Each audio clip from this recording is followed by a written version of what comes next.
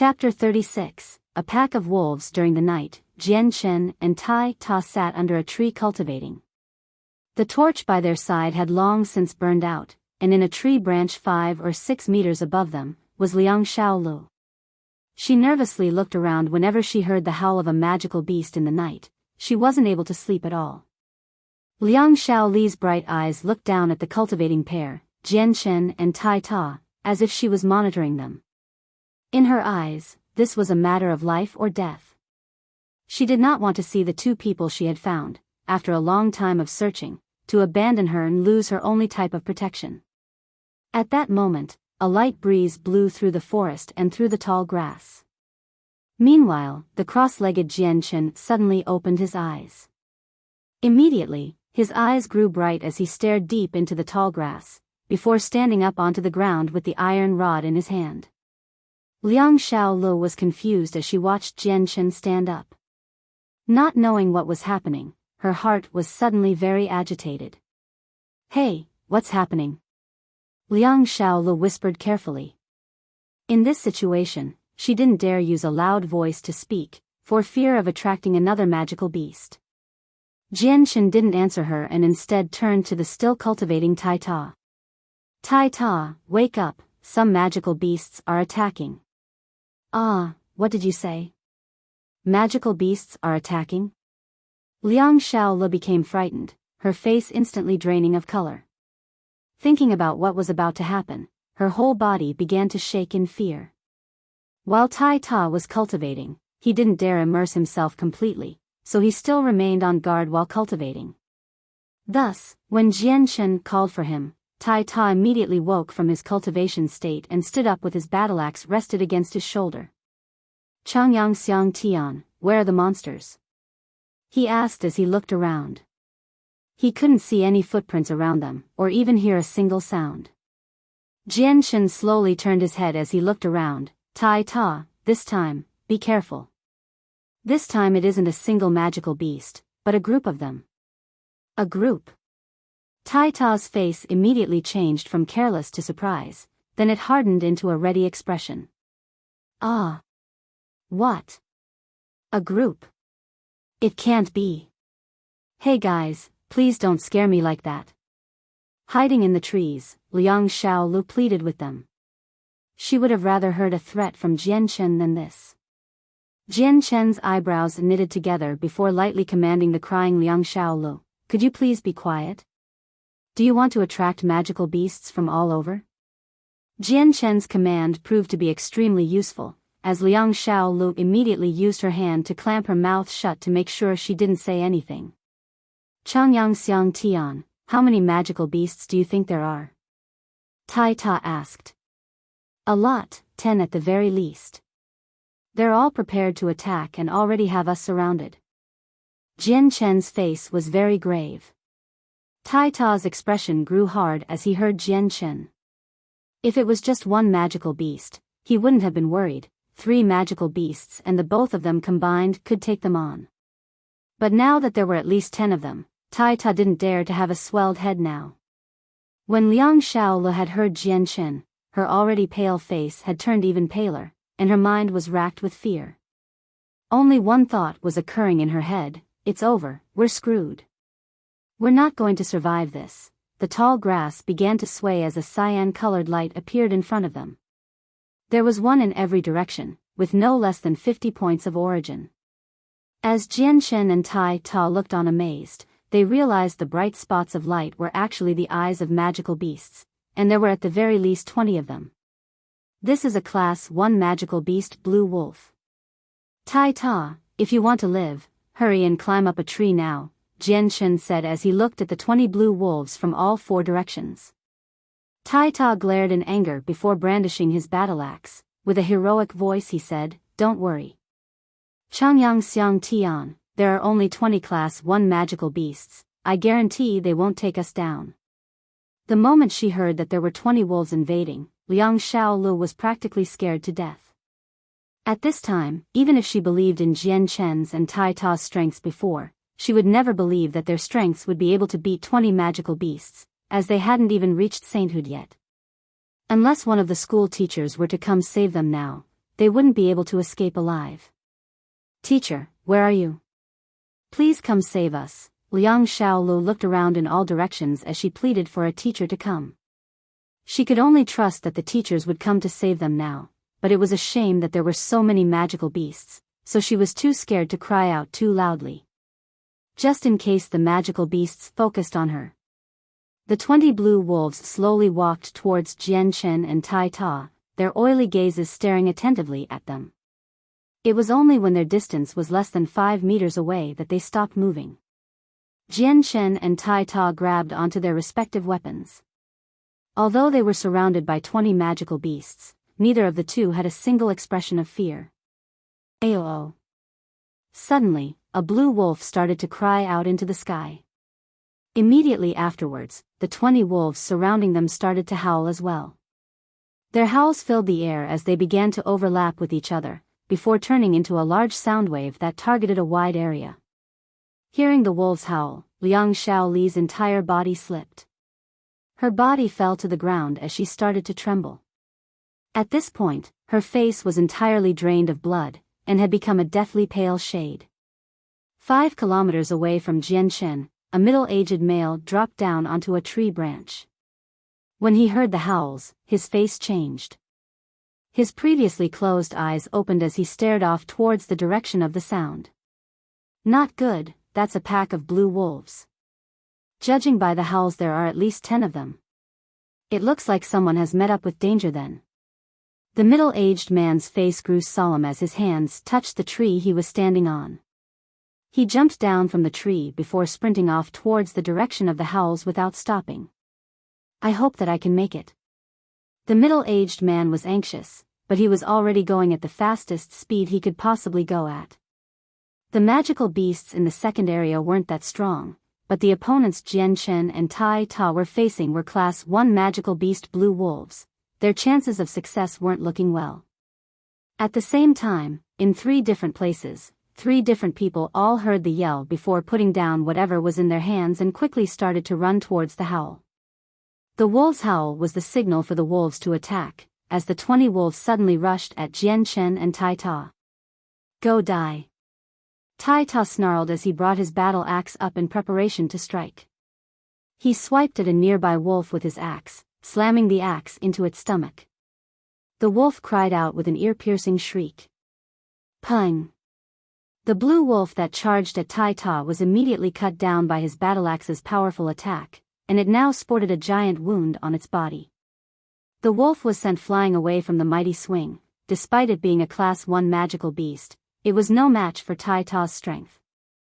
Tai Ta brandished his 100-pound battle axe with ease as if it wasn't heavy at all. Whenever a blue wolf approached, he would send it flying away. Thus, any wolf that got too close to him was sent flying, with a new wound on its body. However, the skin of a blue wolf was tough, so even Tai Ta couldn't kill one with ease. As the wolves approached him at the same time, Jian Chen's eyes instantly grew cold as he dashed forward. In a flash, he brought the sharpened iron rod through the throat of a nearby wolf. Pooh! With some resistance, the iron rod finally pierced through the wolf's hide and bore through the wolf's throat. He took out the rod and tilted his body to the side to dodge the attack of another wolf who jumped at him.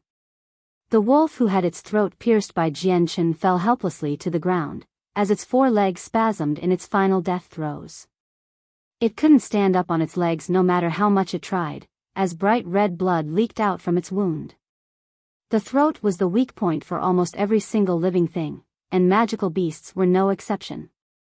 Right now, since the blue wolf had its throat skewered, its life was quickly fading. Even though it was trying to avoid the temptation of death, its struggle would not last long. Jian Chen relied on the nimbleness of his body to weave in and out of the pack of wolves, and he used his iron rod to leave behind stab wounds wherever he attacked. Despite being surrounded by 10 wolves, Jian Chen had used his strange but unpredictable style of movement to dodge with ease. The sharp teeth and the claws of the wolves couldn't touch him at all, and whenever it had seemed like the wolves would be able to get him, Jian Chen moved out of the way just in time. The battle hadn't even lasted for more than a few deep breaths before 3 of the wolves had their throats pierced by Jian Chen. As the wolves lost blood, they stumbled to the ground in a final struggle to live, but after one final breath, they died on the ground. Many of the wolves had suffered from multiple wounds, but none of them were fatal, and were focused on the joints of the beasts. Jian Shen proceeded to travel in between the wolves as the iron rod in his hand continued to stab at them. Not only were his movements swift, but there was a certain grace to them. It was almost as if he was dancing instead of fighting for his life. On the other side, Tai Ta let loose a snarl and brought his 100-pound battle-axe down through the air, producing an after-image thanks to the speed. The few wolves surrounding him were continuously sent flying through the air with exceptionally terrifying wounds. Although the wounds were from Tai Ta's sharp battle-axe, to the blue wolves, these injuries would not threaten their lives at all. Although Tai Ta was looking quite powerful and majestic at this moment, he was not invincible. And with Jian Chen's success so far, Tai Ta's own achievements were nothing much. After all, ever since the start of the battle, Tai Ta had not yet been able to kill a single blue wolf. Chapter 37, Teacher's Shock. A mere few seconds passed. Another wolf died by Jian Chen's hands, while countless others were being injured. The cowering Liang Xiaolu didn't hear Tai Ta's or Jian Chen's screams of pain at all. All she could hear was the howling of the blue wolves mixed in with whimpers. Because of her curiosity, she fought her fear and looked down on the ground, and her eyes grew wide in shock. She couldn't believe that Jian Chen and Tai Ta were still fighting the blue wolves, and she was shocked speechless. Every single swing from Tai Ta's axe was capable of smashing a wolf into the air with ease. No wolf was able to get close to him because of that, and most of the blue wolves were covered with frightening wounds that had covered their entire bodies with blood. Jian Shen, on the other hand, was moving rapidly between the wolves and attacking them from every direction.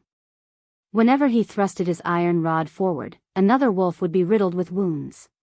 His movements were too fast for Liang Xiaolu to follow. The only thing she could see was a constant blurs.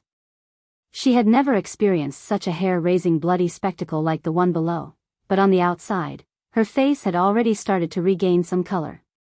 However, her body had not yet stopped trembling. After all, it was her first time seeing such a bloody mess, and no matter who it was, a person wouldn't be able to take in a sight like this easily their first time. At that moment, a blue wolf took advantage of Tai Ta's lack of attention, and jumped at his shoulder. Using its strong teeth, it bit deeply down on his shoulder and blood started to flow freely from the wound. The acute pain caused Tai Ta's face to darken as he looked at the blue wolf biting at his shoulder. Tai Ta's eye blinked in pain as he looked at the blue wolf with a fierce glare. Dropping his battle-axe, his right hand grabbed onto the wolf's head, and with his monstrous strength, he ripped the wolf off his shoulder, leaving behind deep incisions in his skin. Tai Ta grabbed onto the wolf's snout with both hands, and the veins in his arms swelled up with his muscles. With a furious roar, his hands gripped onto the yelping wolf and tore its head from its body. At the same time, blood splattered everywhere onto Tai Ta, dyeing him blood red. Tai Ta's active strength caused the surrounding wolves to cower in fear, as they watched Tai Ta hold onto the two halves of the wolf's carcass. But Tai Ta didn't plan to let the wolves get away. Dropping the body, he picked up his battle-axe and sliced down onto another wolf's head. The wolf tilted its head and dodged Tai Ta's battle-axe. Bringing its head up towards the sky, it let out a great howl before launching itself at him.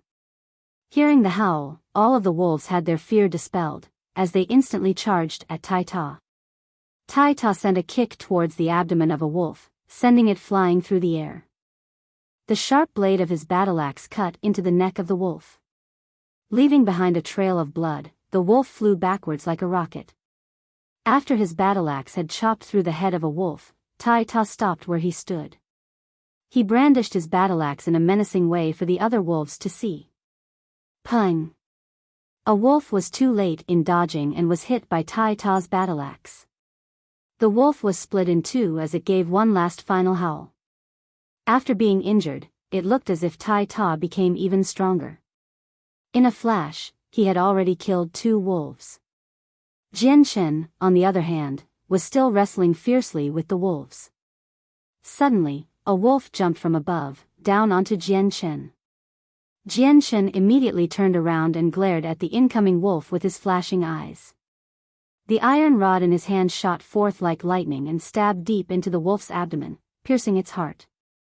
The moment he felt the rod stop, he immediately pulled it out and then moved away from his position. The moment he left from his spot, the group of blue wolves immediately lunged at him. The wolf that had been skewered in the heart whimpered as it gave its final breath, and fell down to the ground, spasming before finally becoming still. The battle persisted for some time, and as time passed, the amount of blue wolves that had died by the hands of Jianshen and Tai Ta grew larger and larger. Gradually, the pressure on the two boys reduced, as the number of blue wolves dwindled. Jianshen pulled out his iron rod from another wolf's throat. He had already killed over 10 blue wolves, yet his clothes were relatively unstained by the blood. Jianshen looked to Tai Ta only to see 7 or 8 blue wolves left. However, each of the 8 wolves were already bloody, as if they had been bathed in blood. His already ragged clothing was becoming even worse, and was almost like a strip of cloth now. His clothes were no longer protecting his body, and instead revealed his chest underneath. Even the trousers had rips in parts, with blood dripping from the wounds beneath it. Without any hesitation, Jianshen rushed towards Tai Ta and immediately started to fight off the 8 wolves with his iron rod. Because Tai Ta had gave the wolves many heavy injuries in a long battle, the wolves were all exhausted beyond relief, so Jianshen's job was relatively easy. Without expending much energy, he ended their lives by accurately piercing each of the wolves' throats. After the invasion of the pack of wolves, even Jianshen couldn't help but breathe hard. Even though he was not weak at all, he had used up the majority of his energy to fight against the pack of wolves. Tai Ta let out a long sigh as he looked at the pile of dead bodies around him. On his face was a happy smile. Although they had just fought a long and hard battle, he didn't show a single trace of exhaustion. Instead, his fighting spirit was awakened. Changyang Xiang Tian, let's kill the rest of the Class 1 magical beasts. Tai Ta laughed. In his lifetime, he had never killed a Class 1 magical beast before, so it was natural that he was excited. Jianshen smiled as well before looking at the wounds on Tai Ta. You're hurt, how bad is it? Tai Ta looked down on his body to inspect his wounds before saying, it's no problem. Although the bites hurt, they're mostly superficial wounds. Hee, my skin has been thick since I was small, so regular beasts could never bite me before. Jian nodded his head in understanding with a thoughtful face. He knew about Tai Ta's strength and vitality firsthand. Tai Ta was even stronger than a steel bar, so the blue wolves must have been ferocious to bite through his skin. Ah, that's right, Changyang Xiang Tian, are you hurt? Tai Ta asked with concern as he looked at Jianshen. Jianshen shook his head, don't worry, the wolves didn't hurt me at all. He shifted his stare to the tall grass and said loudly, haven't you seen enough? How long do you plan on hiding there? Hearing Jianshen, Tai Ta went blank for a second as he was puzzled by what Jianshen was saying. But he soon figured it out and immediately grabbed onto his battle axe with both his hands. Who's hiding over? Hurry up and come out, otherwise I'll chop you in half. Tai Ta yelled. As Tai Ta spoke, the tall grass rustled before them as 4 figures leapt out in front of Tai Ta and Jianshen. Seeing the 4 shadows jump out, Tai Ta immediately went on the defensive, while Jianshen didn't move a muscle except for a small smile on his face. Although they couldn't see the appearances of the 4 due to the darkness, but Jianshen had long since guessed their identities. When the 4 shadows reached 2 meters away from Jianshen, they suddenly stopped. Jianshen could finally see their faces clearly. 2 of them were middle-aged men while there was an elder and a 30-year-old female. All 4 of them had a look of astonishment and were stupefied as if they saw an inconceivable event. Honorable teachers, so it was you. Tai Ta finally recognized the 4 people and cried out in surprise. The 4 people quickly regained their composure, but their eyes still revealed traces of shock. Changyang Xiang Tian, no wonder there are rumors about you being able to beat a saint. I didn't think too much about it at first, but after seeing this, the rumors have to have some sort of truth to them. For a single person to use a corroded iron rod to kill dozens of Class 1 magical beasts, Even saints who condense their saint weapons wouldn't be able to replicate this easily. The elder said with a laugh as he praised Jian Chen. Jian Chen laughed and said, "Honored teacher gives this one too much praise. My strength isn't as strong as you think. The wolves may have been class 1 magical beasts, but their attack power wasn't that high. If I had came across a stronger class 1 magical beast, then I'm afraid I would have struggled a lot more." Hearing this, the elder looked at Jian Chen appreciatively before looking at Tai Ta with a laugh. "Tai Ta, your strength is also very strong. It's no wonder the headmaster noticed you and took you in as an apprentice." Tia Ta scratched his head with a modest smile, but he didn't know what to say in response to that. "Elder Yun, it would appear that we came here for nothing. These two are absolutely abnormal in strength. Nothing in the second region would be a match for them," said the 30-year-old woman. The other three bitterly smiled as they listened to her. When they had heard the howls of the wolves, they naturally knew that a student was in danger. For that reason alone, they had all rushed towards the howls at the fastest speed possible to rescue them. On the way, each one of them prayed that the students would be able to hold on for as long as possible, but when they had arrived, they were subjected to an inconceivable sight. Two students who weren't at the saint level had been able to fend off 20 or so blue wolves without trouble. In the end, they had been able to slaughter all 20 of them, and none of the 4 could believe their eyes at this end result. Chapter 38, Liang Xiao Lu. "Oh, by the way, Changyang Xiang Tian, how did you detect us?" a middle-aged man asked, his tone full of curiosity. The other 3 teachers were curious to know as well as they stared at Jian Chen. The 4 of them were extremely interested in knowing how they were detected while hiding in the tall grass because they had not made a single sound or made any movement, so there was no way that they would have been noticed by Jian Chen. Jian Chen laughed and said, "I had found out the moment the honorable teachers arrived." "What? You found out the moment we arrived? How is that possible?" the woman cried out in disbelief. The other 3 people couldn't believe what Jian Chen said either. Jian Chen opened his mouth. "While I was fighting the pack of wolves, I was still paying attention to my surroundings. Otherwise, we might have been subjected to random attacks from someone else. How would I dare lose track of what was happening around me at such a crucial point?" Hearing this, the 4 teachers nodded, approving of what Jian Chen had just said.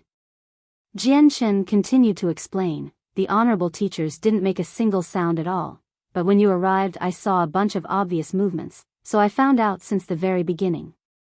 Hearing this, the 4 people realized their mistakes as the elder sighed in admiration. "Amazing, just amazing. Changyang Xiang Tian, I really have no other choice but to admire you. And to think that when I was your age, I was nowhere near the level you are now." The elder then paused before saying, "Since you students aren't in any danger, then we'll take our leave now. After all, there are still students to save." Although the elder had said that, he looked as if he was reluctant to leave. "Please wait." Jian Chen suddenly cried out towards the 4 teachers. Pointing at Liang Xiaolu who was still hiding in the tree, he said, "Honored teacher, could you please help escort this student out? She doesn't have the courage to stay here any longer." The teacher frowned as he thought about it. This won't be a problem, but even if she hands over 2 Class 1 monster cores, this will still be considered as a loss. After all, she didn't stay here for all 3 days. "No, I won't leave, I'll definitely stay here for all 3 days," Liang Xiaolu said from the treetop as she dropped 5 or 6 meters down onto the ground. In one long stride she went over to where Jian Chen was. "Hey, these 4 teachers can take you out of this forest so you won't have to worry about magical beasts hurting you. Why don't you want to go home?" Tai Ta was rather discontent, since Liang Xiaolu was really too cowardly. The moment she saw a magical beast she cried out loud. This really annoyed Tia Ta. Liang Xiaolu looked at Tai Ta timidly and whispered, "I don't want to go." "Could it be you're no longer afraid of magical beasts?" Tai Ta asked curiously. "I am." "So you're scared after all, then why don't you want to get out of here?" "Because you two are still here." With such a straightforward answer, Tai Ta couldn't find a response. Jian Shen looked at Liang Shaolu helplessly before trying to persuade her. Liang Shaolu, you should go with the teachers. The magical beasts in this forest are many, and so there's no guarantee that we can protect you. Liang Shaoli's face became miserable as she realized that she would need to depend on Jian Shen. Imploring, she said, Senior, please let me go with you. This was my first time seeing a magical beast and the first time I've been here. That's why I was scared initially. But I guarantee you, the next time we come across a magical beast, I won't cry out loud. After experiencing Jian Shen's and Tai Ta's strengths, Liang Shaolu wouldn't have to worry about getting into any trouble with those two around. Plus, Liang Shaolu had clearly that the 4 teachers all said that the second region of the forest had nothing that they couldn't handle. So with such good protection, there was no way she would give up that easily. Jian Shen suddenly felt a headache coming. Liang Shaolu was a pampered noble since birth, so she would definitely be a burden to them. When they battled any magical beasts in the future, they would have to look after her as well. Changyang Xiang Tian, with you and Tai Ta, there are no magical beasts in the second region that can pose a threat to you. So you might as well take her along. Students should look out for one another. And besides, for you too, this shouldn't even be considered a test anymore. Laughed the middle-aged woman. Jian Shen inwardly sighed in exasperation. Since even the teachers wanted Liang Shaolu to tag along, he couldn't find any reasons to object. Although Jian Shen was giving in, Tai Ta was still not satisfied, but he didn't say anything. After this first day, he had already started to see Jian Shen as the pillar of the team. Whatever his decision was, Tai Ta would not object to it. Jian Shen's mind was better at strategy and he had more experience dealing with beasts than Tai Ta's. So it could be said that no matter what, Tai Ta would concede to Jian Shen. After the 4 teachers left, Jian Shen and Tai Ta didn't pay attention to Liang Shaolu and instead went to the dead bodies of the blue wolves. Since it was over 20 Class 1 monster cores, they wouldn't dare to squander this.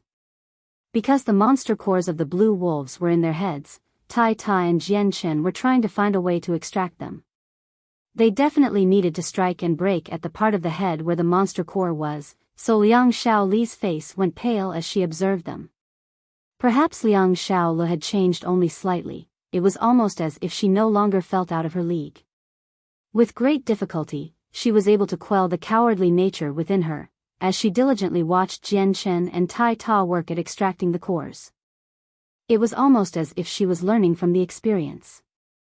The night passed quickly and peacefully after the initial Blue Wolves raid. As the dawn sun slowly rose over the edge of the horizon, the cross-legged Jian Shen finished his cultivation, and stood up to stretch. Just as Jian Shen stood up, he heard Tai Ta start to awaken as well. He followed Jian Shen up, and although the two were in the middle of cultivating, they were still aware of their surroundings. They had put up a guard while cultivating, and as long as the wind blew through the tall grass, then the pair would be able to track anyone. Tai Ta, go find some dry branches for the fire. I'll go fetch the magical beast meat, it's about time we prepare some breakfast, Jian Shen said. Oh. Without any objects, Tai Ta turned around and entered the forest to search for some dry firewood. Soon after, Tai Ta carried over a pile of dry firewood. At the same time, Jian Shen had prepared a huge chunk of bloody magical beast meat from the blue wolves that had been killed by them last night. Since there were no sources of water in the area, the magical beast meat was not washed. Instead, it was directly skewered with some sticks, and was placed above the bonfire to begin roasting. Not long after, the roasted magical beast meat began to emit a fragrant aroma. Although it did not have any spices, the quality of the magical beast meat was originally high. Moreover, the higher the class of the magical beast, the more delicious its meat would taste, and the more beneficial it was to the body. It was said that a Class 5 magical beast's meat could even boost one's strength. Perhaps because she could smell the magical beast meat's fragrance, Liang Shaolu awoke from her nap on top of the tree, and jumped down. The 5 to 6 meter height was nothing to Liang Shaolu, who had reached the 8th Saint Force layer. Wah, it smells so good. Liang Shaolu bounced over to the bonfire, and seeing the golden magical beast meat dripping in rich oils, she could not help but swallow hard. Although she had eaten many exotic delicacies, she had never eaten wild game like this before.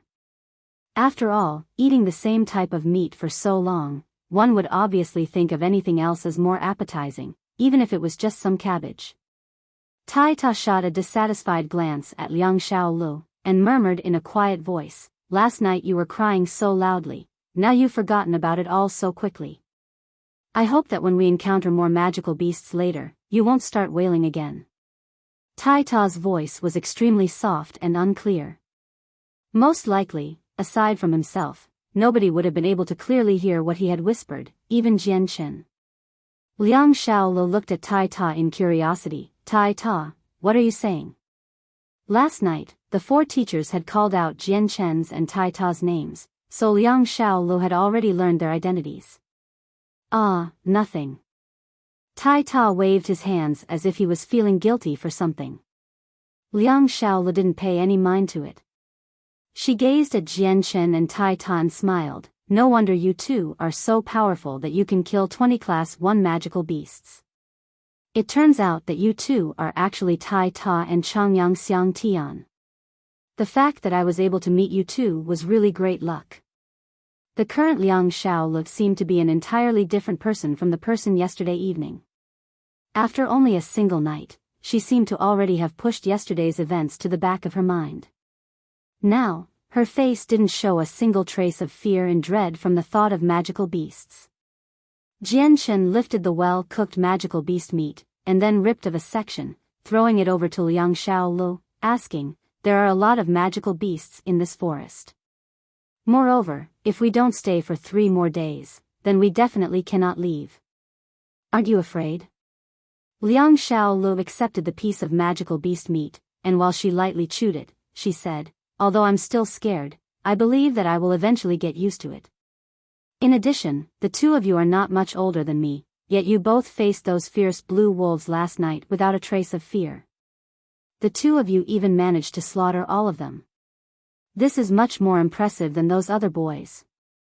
"Humph, those boys were so useless. The 5 of them together couldn't defeat a single magical beast.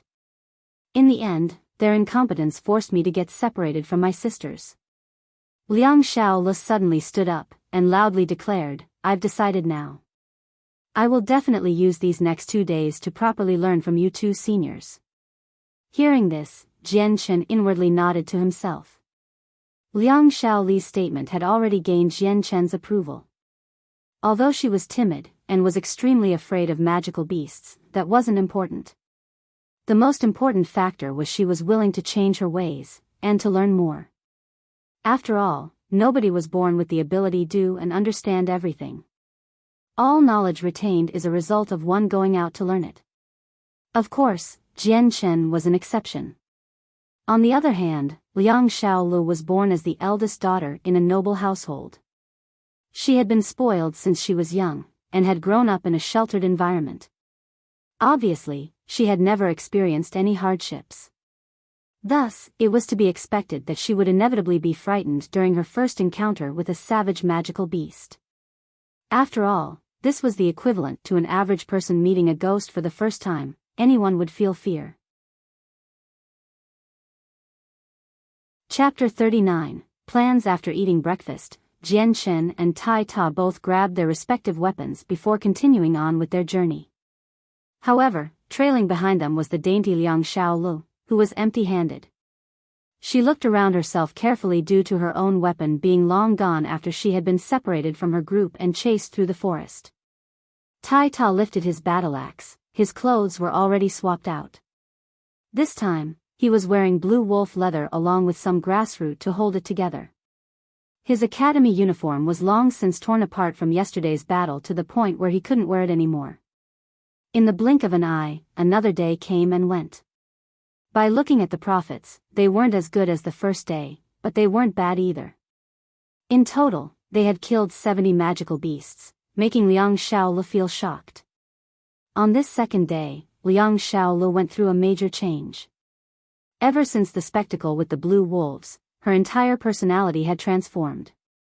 At the very least, whenever she saw a magical beast, she wouldn't scream in terror anymore. And whenever Tai Ta and Jian Chen would slaughter any enemy magical beast, she didn't even flinch at the sight of the blood. She was slowly starting to adapt to her situation. Not only that, but in the same day, she had unexpectedly learned much about the dangers of the forest and gained knowledge pertaining to them. Her capacity for learning was extremely high, and even Jian Chen couldn't help but admire it. Of course, what was important was looking at her talent for cultivation, since in the Tianyuan continent, one's own strength was what dictated who they were over everything else.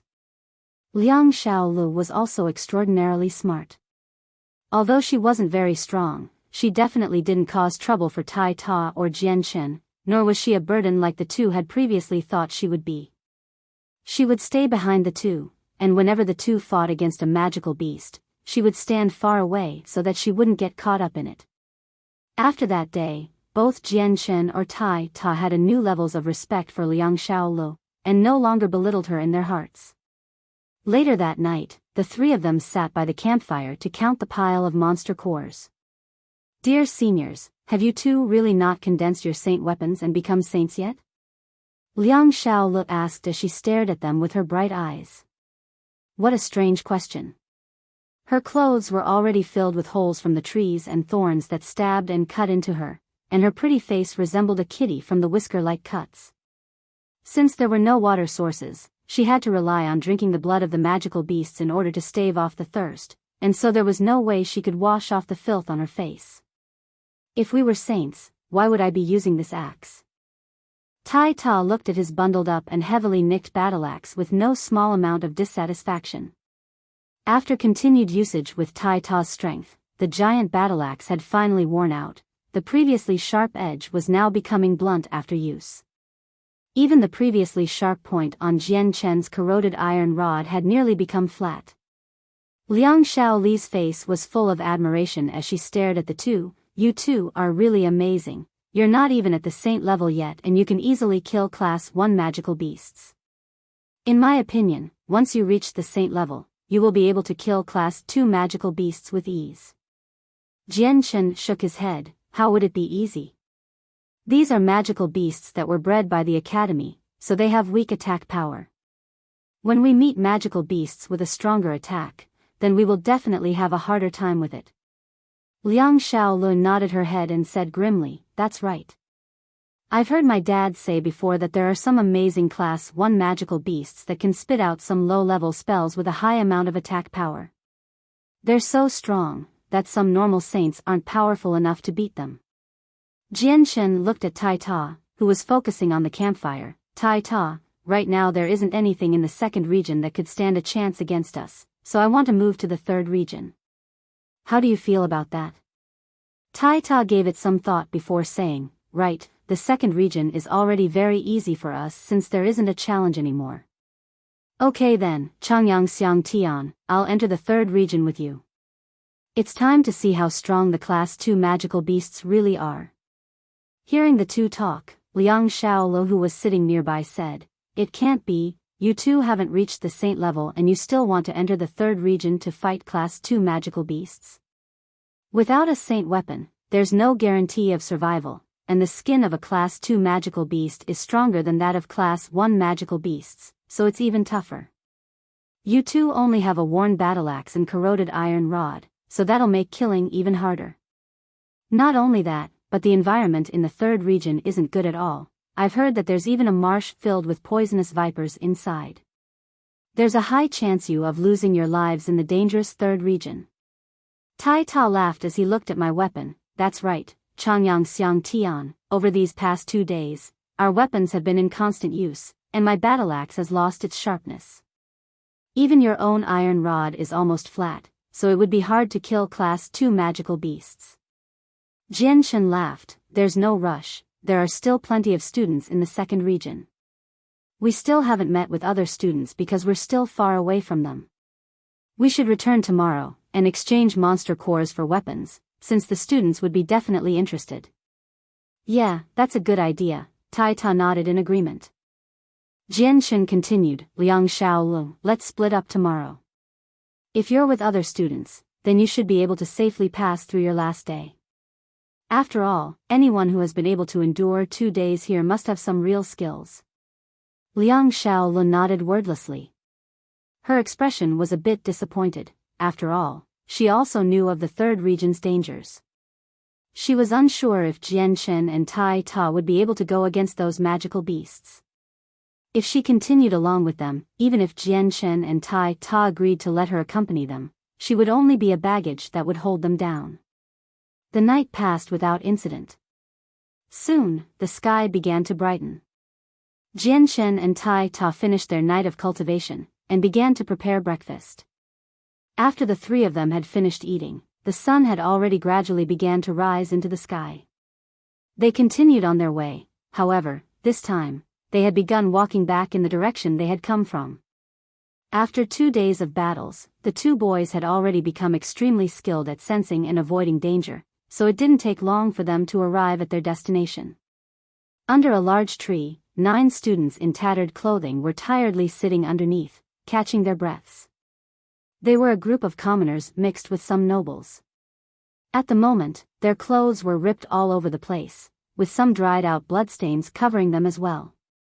They also sported injuries on their bodies, and not far from them was a carcass of a magical beast lying on the ground. Everyone, hold on for just a bit longer. This is already the last day. After this day ends, we can leave, a commoner student breathlessly said. It's unfortunate that we don't have enough magic stones yet, we still need 5 more. It looks like we still have to slaughter 5 more magical beasts to pass, said a young noble. Originally, the nobles hadn't been willing to stay together with the commoners, but after encountering the savage magical beast, they were immediately scared out of their wits. Faced with life or death, who would care about people's statuses? Protecting oneself was the greater priority. Thus, the few nobles had gradually decided to join the commoner students. After all, everyone knew there was strength in numbers. In addition, perhaps because the commoners had been raised in harsher environments, they did not show any signs of retreating when faced with savage magical beasts. This changed the arrogant nobles' views of the commoners. Eventually, they had all slowly become friends. Moreover, after constantly fighting against magical beasts, the 9 of them had become more comfortable working together. Eventually, they had formed an unexpected bond that held all of them together with close relationships. At that moment, there was a movement in the grass off in the distance. Everyone, be careful. A magical beast is attacking. A student immediately reacted and loudly warned the others. Instantly, the 9 of them stood up and stared with wary expressions towards the direction the sound had come from. The grass swayed vigorously. Eventually, they saw a figure wearing beast leather swinging a large hatchet around, cutting down the weeds in his way. Right after the group noticed him, they saw that there were 2 other figures following behind him as well. Although their clothes were tattered, it was obvious that they were all wearing the Kargath Academy uniforms. Perhaps because they had been traveling through the lush forest for so long, but their faces were dark, and they had random twigs in their hair. Only their general facial structures could be seen, their appearances were already indistinguishable. Realizing that the figures were people and not magical beasts, the 9 students immediately sighed in relief, and smiles slowly spread across their faces. At this point, if they could get those new people to join them, then the overall strength of their group would definitely rise. Hunting magical beasts would be much easier. In addition, all of them were smart enough to realize that these people who had stayed here for 3 days must be quite powerful. Of course, these 3 people were Jian Chen, Tai Ta, and Liang Shaolu. After backtracking for half a day, they had finally discovered a group of people. Since it was already the last of the 3 days, there weren't many people remaining in the forest. Most of them had already ran away, and so there were very few students that were still here. When Liang Shaoli's gaze rested on a gorgeous girl standing amongst the group of 9, she showed a pleasantly surprised expression. Ah! Li Sha! Liang Shaolu shouted out with an extremely excited voice, as she immediately flew towards the gorgeous girl. Hearing a slightly familiar voice, the girl blinked her large, shining eyes, and gazed at Liang Shaolu, who was running towards her, in slight confusion. Currently, Liang Shaoli's face was covered with quite a bit of dirt, making her look like a calico cat. Even if this girl called Li Sha did know Liang Shaolu well, it was difficult for her to recognize Liang Shaolu with her current appearance. Liang Shaolu rushed to the girl, and excitedly hugged her tightly. In a tone filled with joy, she said, "Li Sha, I hadn't imagined that I would have been able to see you again here. I thought you had already left the forest." Hearing the overly familiar voice, the girl named Li Sha finally recognized who Liang Shaolu was. Pleasantly surprised, she said, You're Shaolu." Chapter 40, Exchanging Weapons/Pia. "That's right, Li Sha. I'm Shaolu," Liang Shaolu spoke, her voice dripping with emotion as she confirmed her friend's words. "Shaolu, it really is you, that's great. I thought that you had already escaped from this place. I never would have imagined that I would see you here." Li Sha, the girl in front of Liang Shaolu, was just as happy, and continued to hug her once thought-to-be-lost friend.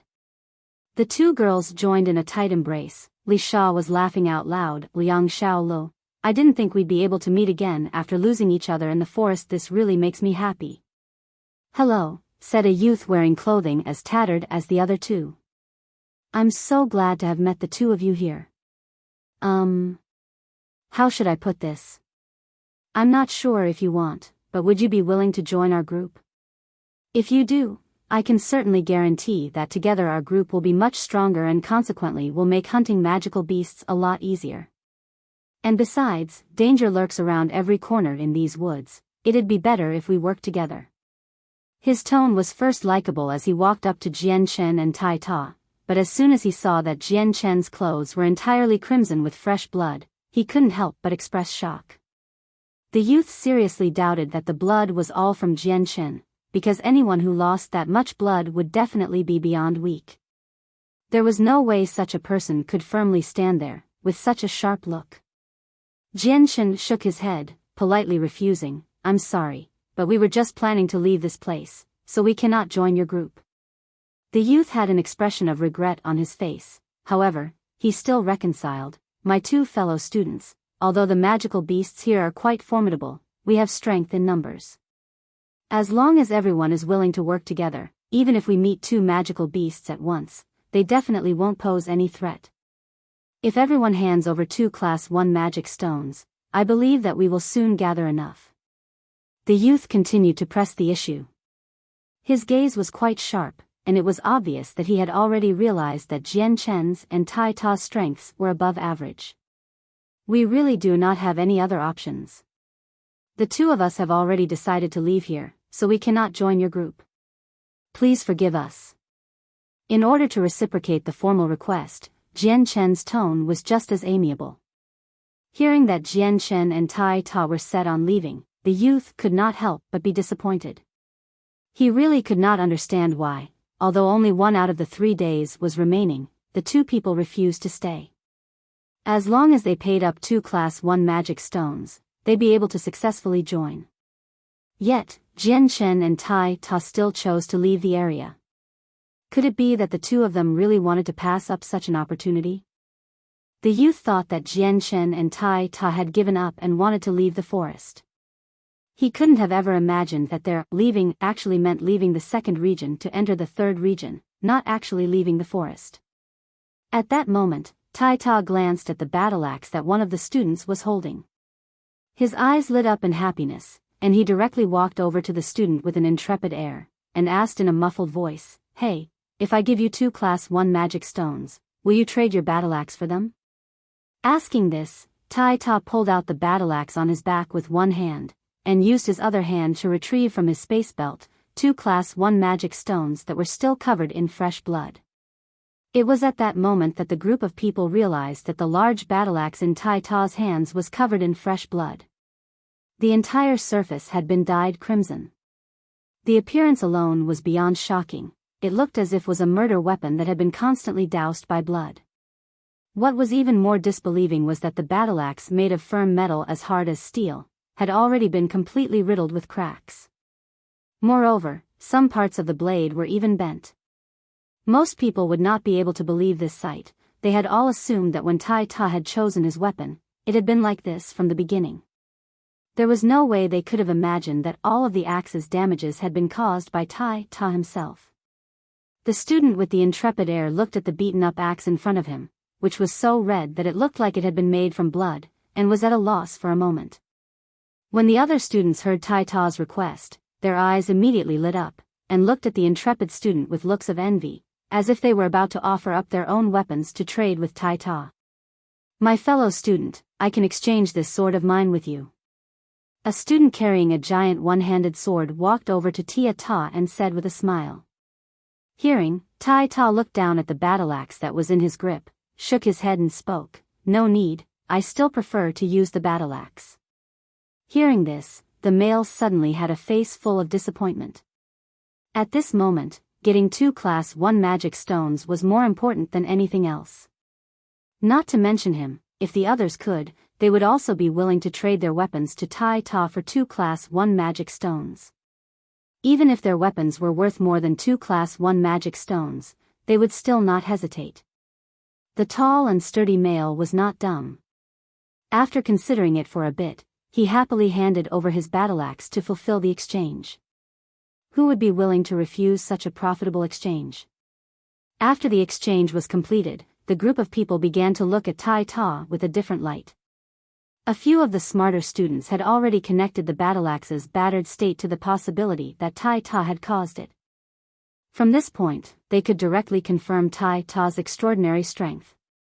Otherwise, why else would he just casually hand over 2 Class 1 magic stones? This place wasn't like outside. Before entering the forest, the school administration had already confiscated any devices the students had. They had even patted the students' bodies down to thoroughly check. There was absolutely no way the magic stone could have been brought in from the outside. The only way that magic stones could be gained inside the forest was to hunt magical beasts. However, there was just one thing the people couldn't understand.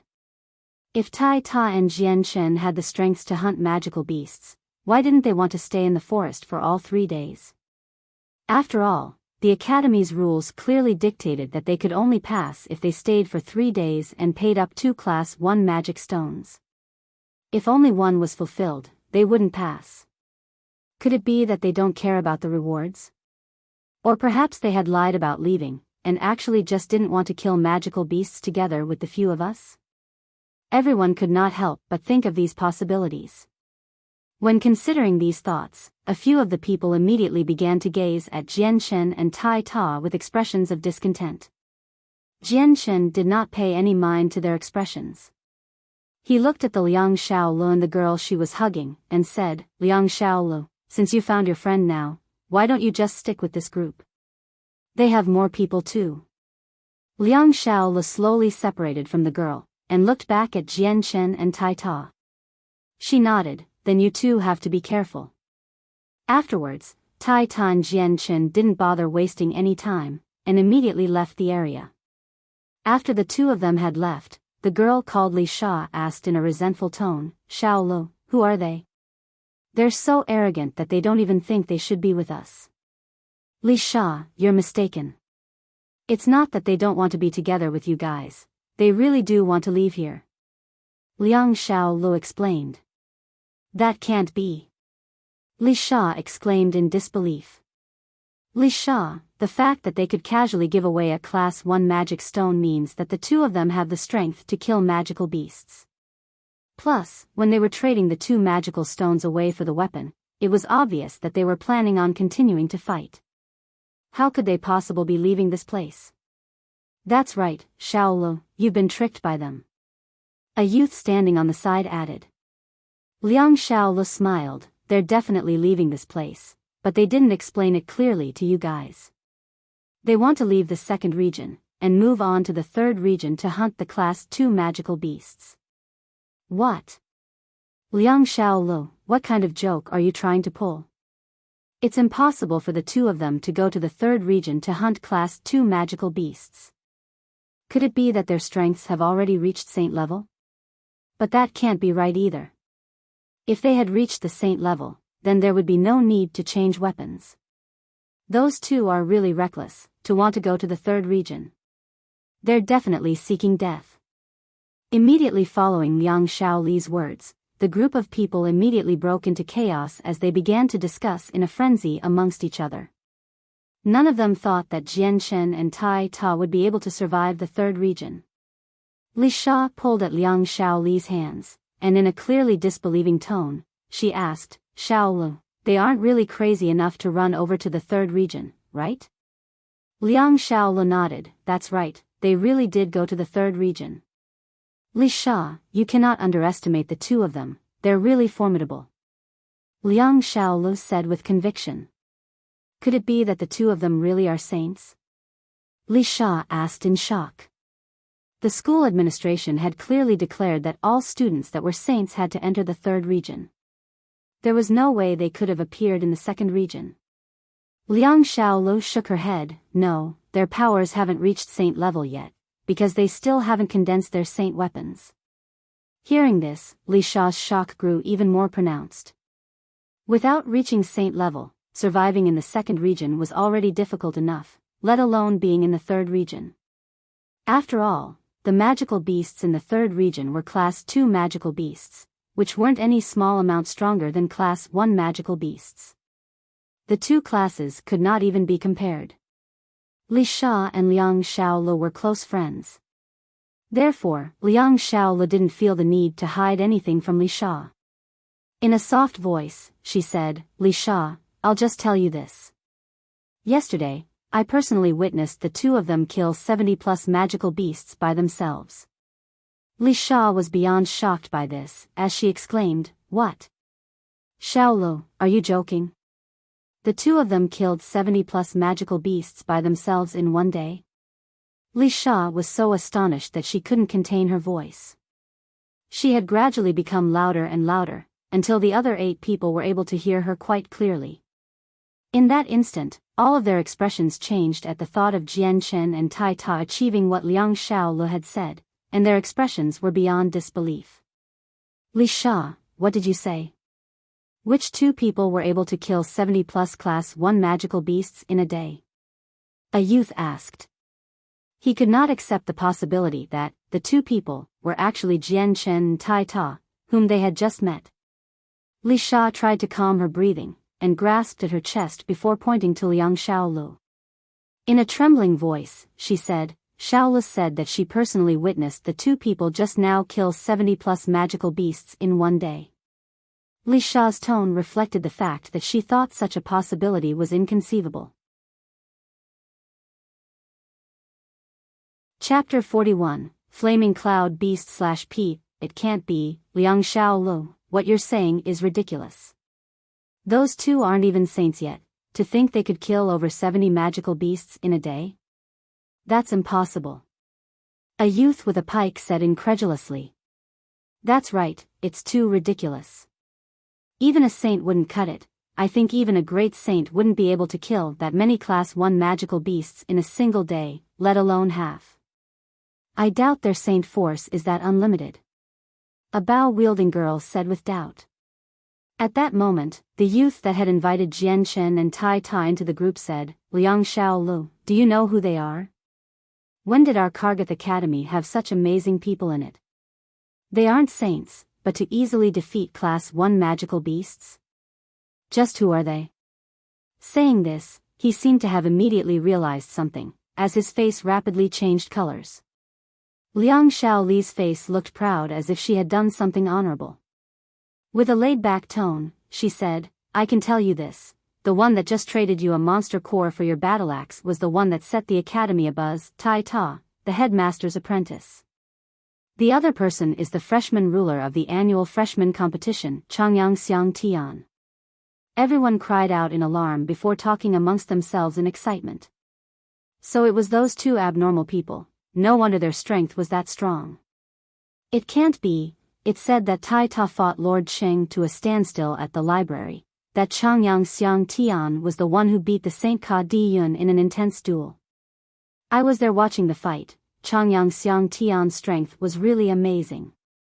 I heard that outside the library, the middle-ranked Saint Luo Jian wasn't able to deal with Changyang Xiang Tian, and was even forced to use his saint weapon in the end. Without the burden of having Liang Xiaolu anymore, Tai Ta and Jian Chen's speed had risen exponentially, and so the two soon reached the third region. When they first entered the third region, they initially saw no difference in the two regions. But the further they advanced, the more hellish it became. Compared to the third region, the second region could be called a paradise. There were all sorts of magical beasts in the forest, and the land was full of swamps, so if one wasn't careful, they would find themselves stuck deep inside the waters. However, most of the swamps were man-made, so they weren't too deep. Otherwise, if no one came to rescue them, they wouldn't be able to escape with their lives. Perhaps it was because of the ground, but there wasn't much grass in the third region, so line of sight was much better than the second region. Jian Shen and Tai Ta cautiously trekked through the swamplands with a small amount of powder on them. This type of powder was a type of repellent that would prevent insects from biting them. Changyang Xiang Tian, it seems like you're familiar with the forest. Could it be you've been here before? How could you be this amazing? Tai Ta said, while looking at the layer of green dust on his body. Jian Shen chuckled and said, I read up a lot of books in the library about various places, so my understanding of the forests is relatively high. Ah, no wonder. Tai Ta realized. Right after Tai Ta spoke, Jian Chen's face stilled before becoming serious. At the same time, the ground began to shake, as if an earthquake was occurring. But before Jian Chen could say anything, Tai Ta had already sprung into action, his new battle axe coming to rest in both his hands. Jian Chen glanced towards his left and spoke cautiously, Tai Ta, be careful. This time it looks like we've come across a large magical beast. Yeah. Tai Ta nodded his head as the expression on his face grew solemn. Because they were in the third region, this wasn't a Class 1 magical beast, but a Class 2 magical beast that was stronger than a Class 1 magical beast by many times over.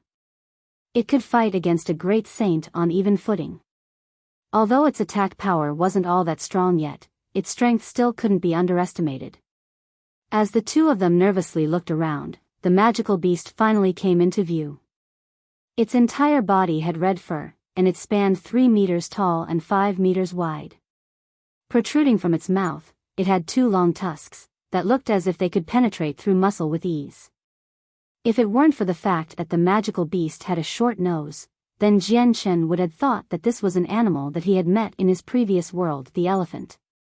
But this magical beast was a lot bigger than the elephant. Tai Ta, be careful, this is the Class 2 magical beast, the flaming cloud beast. It can spit out fire from its mouth and is quite hard to deal with. Jian Chen uttered the magical beast's name. Because he had read so many books in the library, he could recognize most magical beasts, and even knew of some of their special abilities. Tai Ta only nodded, as he wordlessly focused all of his attention on the flaming cloud beast, ready to strike at any moment. Ho! The gigantic flaming cloud beast roared as it started to move each of its 4 hooves towards Jian Chen and Tai Ta. With each stamp on the ground, the earth would to shake. Jian Chen's eyes flashed in concentration. I'll attack it from the front. Tai Ta, you go around and attack it from behind. Charging forward, he jumped into the air straight towards the flaming cloud beast's head.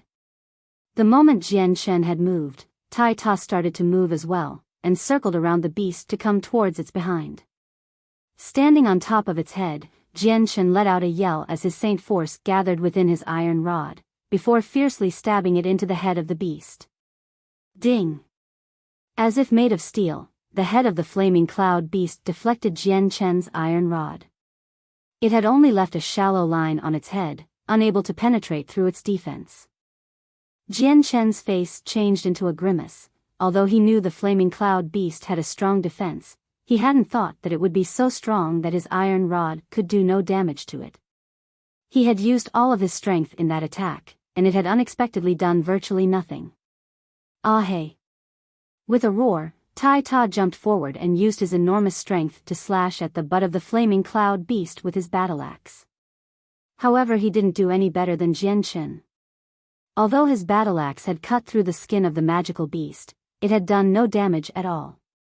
Their attacks had evidently angered the flaming cloud beast, because it roared in response. Whipping its head back and forth, it threw off Jianchen, who had been standing on its head. As Jianchen flew through the air, he quickly readjusted himself. Using both of his feet to jump off a tree trunk, he flipped himself upright onto a nearby tree branch. After throwing off Jianchen, the flaming cloud beast turned around and tried to bite into Tai Ta. Tai Ta immediately leapt aside to avoid its mouth, and simultaneously swung his battle-axe into one of the giant tusks. Ding! The battle-axe smashed against the tusk, breaking it off near the root. However, after the tusk was broken off, Tai Ta's battle-axe chipped off in several places as well. Ho! The flaming cloud beast roared in anger as it stampeded towards Tai Ta once more. Tai Ta's eyes flashed dangerously as it watched the flaming cloud beast charge towards him. Without bothering to dodge, Tai Ta dropped his battle-axe onto the ground and used both of his hands to grab onto the remaining tusk and the root of the broken one, before pushing back at the monster, resulting in a deadlock. At that moment, it was as if Tai Ta had turned into a fierce beast. Grunting out loud, his hands pushed against the flaming cloud beast's tusks, as if trying to compare his strength to it. Despite Tai Ta's heavenly strength, he was still a delicate tiny figure compared to the heavy and gigantic flaming cloud beast. So even though his own strength wasn't lacking, he found himself being pushed backwards a large distance, his feet leaving behind 2 deep marks in the ground. Ah! Tai Ta's eyes revealed a crazy look within them as he roared. The veins within his arms bulged as both of his arms swelled up in an instant, as he began to exert more force. Pa! Another crisp sound was heard as the remaining tusk was snapped off by Tai Ta, causing the flaming cloud beast to release a blood-curdling roar of pain. Despite having used a good amount of his strength, Tai Ta was not yet satisfied, as he grabbed onto the freshly broken-off tusk and used it to pierce it into the head of the flaming cloud beast. The tooth of the flaming cloud beast was extraordinarily sharp, and was far stronger than Jian Chen's weapon. But despite its sharpness, it had only penetrated into the head by a tiny amount, causing a small amount of blood to spurt outwards. Seeing Tai Ta use its own tusk to stab it, the flaming cloud beast's eyes grew extremely red as it opened its mouth wide. With a loud roar, it unleashed a trail of fire that moved around, almost like a serpent emerging from its gaping jaws, with the intention of roasting Tai Ta alive. Instantly, the surrounding temperature had started to increase exponentially. Sensing the astonishing heat radiate from the stream of fire, Tai Ta's expression immediately changed, as he desperately threw himself away from the attack. But despite his efforts, he had not been able to dodge the attack of the fire serpent, and so his entire body caught on fire. Seeing Tai Ta's body catch on fire, Jian Shen turned pale with fright. Immediately snapping off a thick tree branch, he jumped off against a tree trunk and sped towards the Tai Ta like a speeding bullet. Ho! The flaming cloud beast roared once more as it stamped towards the still burning Tai Ta. Opening its jaws wide, it tried to swallow him, not caring if he was on fire or not. Just as the flaming cloud beast was about to consume Tai Ta, Jian Shen had finally reached Tai Ta. Using both of his arms, Jian Shen waved the tree branch in his hand to drag Tai Ta a good 10 meters away from the jaws of the magical beast. Jian Shen quickly dislodged Tai Ta from the branch, and without caring for the fire's heat, he quickly extended his arms and tore away at the wolf leather Tai Ta was wearing. Because the fire had caught onto the fur of the wolf leather, the moment it was removed from him, Tai Ta was no longer on fire. Tai Ta's tattered academy uniform was exposed underneath. Tai Ta didn't bother to get up from the floor, but instead started to roll on the ground while complaining, "Hot, hot. I'm dying from the heat, it burns." Seeing him complain like that, Jian Shen deduced that Tai Ta had not suffered any major harm. However, all of his hair had been burnt off, leaving him bald. Not a single hair remained, even his eyebrows and eyelashes had been burnt away. Chapter 42, Roadside Robbery / P. Tai Ta, are you alright? Jian Shen asked in concern. Tai Ta shook his head. He let out a long breath, and spoke in a muffled voice, "I'm fine, but the heat really got me. It was difficult to endure." "As long as you're fine." Jianchen sighed in relief. When he saw that Tai Ta was engulfed in flames, Jianchen had honestly felt quite concerned for Tai Ta's well-being. Suddenly, Jianchen's eyes hardened as he turned back to look at the lush tree. His eyes gleamed as his mouth also rose up to show a hint of a smile. Hong! Hong! Hong! The ground began to shake again as the flaming cloud beast stamped towards Jianchen. With each step it took, the earth trembled. The flaming cloud beast kept breathing fire out of its mouth, almost as if it was excited. Tai Ta's face hardened as he stared at the approaching flaming cloud beast. Changyang Xiang Tian, this guy's skin is fairly tough. How do we go about killing him? Jianchen also looked at the beast with a grave face. The flaming cloud beast's body is entirely covered by a strong layer of skin. Unless we reach the level of saints, our weapons will barely be able to slice apart its pelt. At the moment, our only chance is to attack through the flaming cloud beast's eyes to stab its brain. As Jianchen trailed off, the flaming cloud beast roared, and opened up its jaws to release another serpent fire. Jianchen and Tai Ta both dove towards the side to dodge it. Jianchen tightly clenched the iron rod, as he cried out, Tai Ta, distract it for me. Don't worry, leave it to me. Tai Ta picked up a nearby rock and threw it at the flaming cloud beast, and ran towards the opposite direction. The rock twirled in midair before hitting the flaming cloud beast precisely on the spot where Tai Ta had broke off the tusk.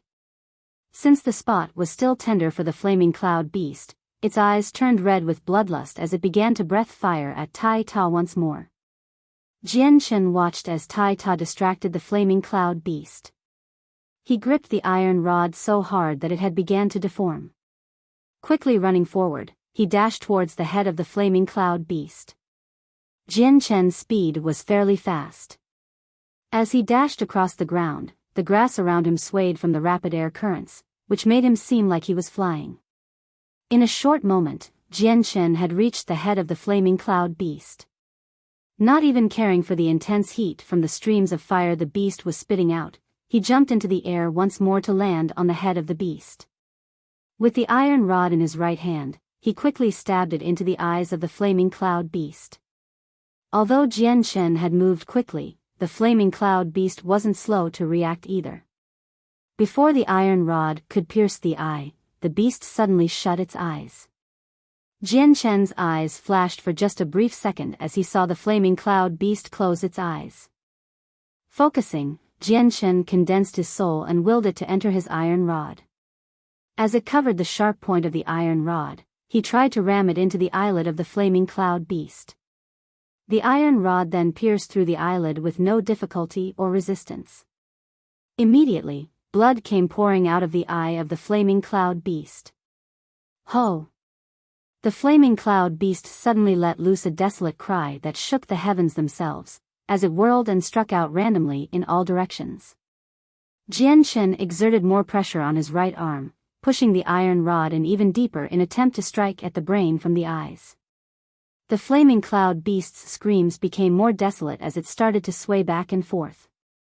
It attempted to remove the iron rod from its eye, but the rod had already sunk in far too deep, making it difficult to remove. As it shook its head to remove Jianchen, the pain grew more intense. After 2 attempts at shaking its head, the pain was so fierce for the flaming cloud beast that it didn't dare to move at all anymore. Endlessly wailing in pain, the flaming cloud beast dropped to the ground, where it began its final struggle to fight. Although the wound wasn't fatal, the damage done to its cranial nerves was excruciatingly hard to bear. Seeing the flaming cloud beast fall to the ground, Jianchen flashed in glee as he yelled, Tai Ta, quickly drive the iron rod deeper in.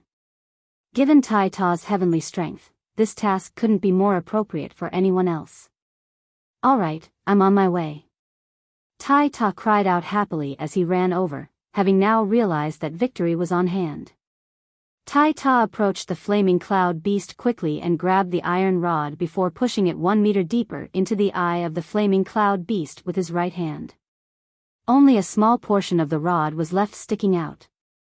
Ho! The loudest cry yet came out of the beast, causing Tai Ta and Jianchen's ears to momentarily go deaf. With that, the flaming cloud beast expended the last of its energy and slumped onto the ground.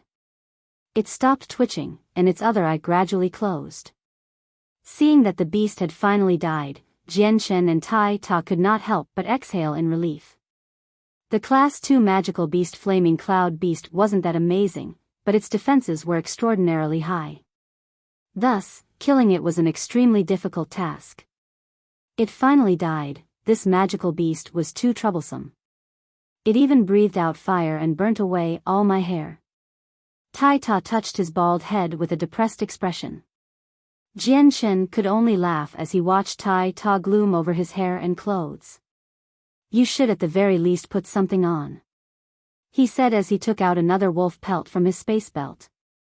The wolf pelts were something he and Tai Ta had prepared. There were many sets stored within their belts just in case they needed a new change of clothes. Because they were in a forest where battle was a common occurrence, a change of clothes could not be in high enough demand. Tai Ta took it without another word, and in a flash, he had transformed the pelt into wearable clothing. Afterwards, Jian Shen and Tai Ta extracted the monster core and continued on their way. After Jian Shen and Tai Ta disappeared from view, a red-clad figure dropped down from the trees. The figure was a tall woman, around 30 years old, clad in fiery red clothing. Her appearance was not extremely beautiful, yet she gave off a gentle, calm air. The woman stared at the carcass of the flaming cloud beast with astonishment written clearly on her face. Letting out a deep breath, the woman muttered to herself, Tai Ta and Changyang Xiang Tian, you two truly have well-deserved reputations. To think your strengths are this amazing, you two aren't even saints yet and you managed to use regular iron weapons to kill a Class 2 magical beast known for its defenses. I am truly awestruck, I must report this to the headmaster. After saying that, the woman immediately vanished into thin air. As soon as the woman disappeared, another 5 youths came into the clearing. Each of the 5's faces were covered by darkness, so their appearances couldn't be easily seen. However, their shabby academy uniforms could be seen as they held their weapons up. 2 held great swords while another held up a large axe. The last youth with a tall and sturdy body held his sledgehammer up as he followed the group. Judging from the sound, the cry came from this area. One of the great sword-wielding youths said to the rest. The axe-carrying student nodded his head, not bad. If the magical beast didn't run too far away, then it should still be in the vicinity. He trailed off as his eyes widened at the sight in front of him. You guys, look.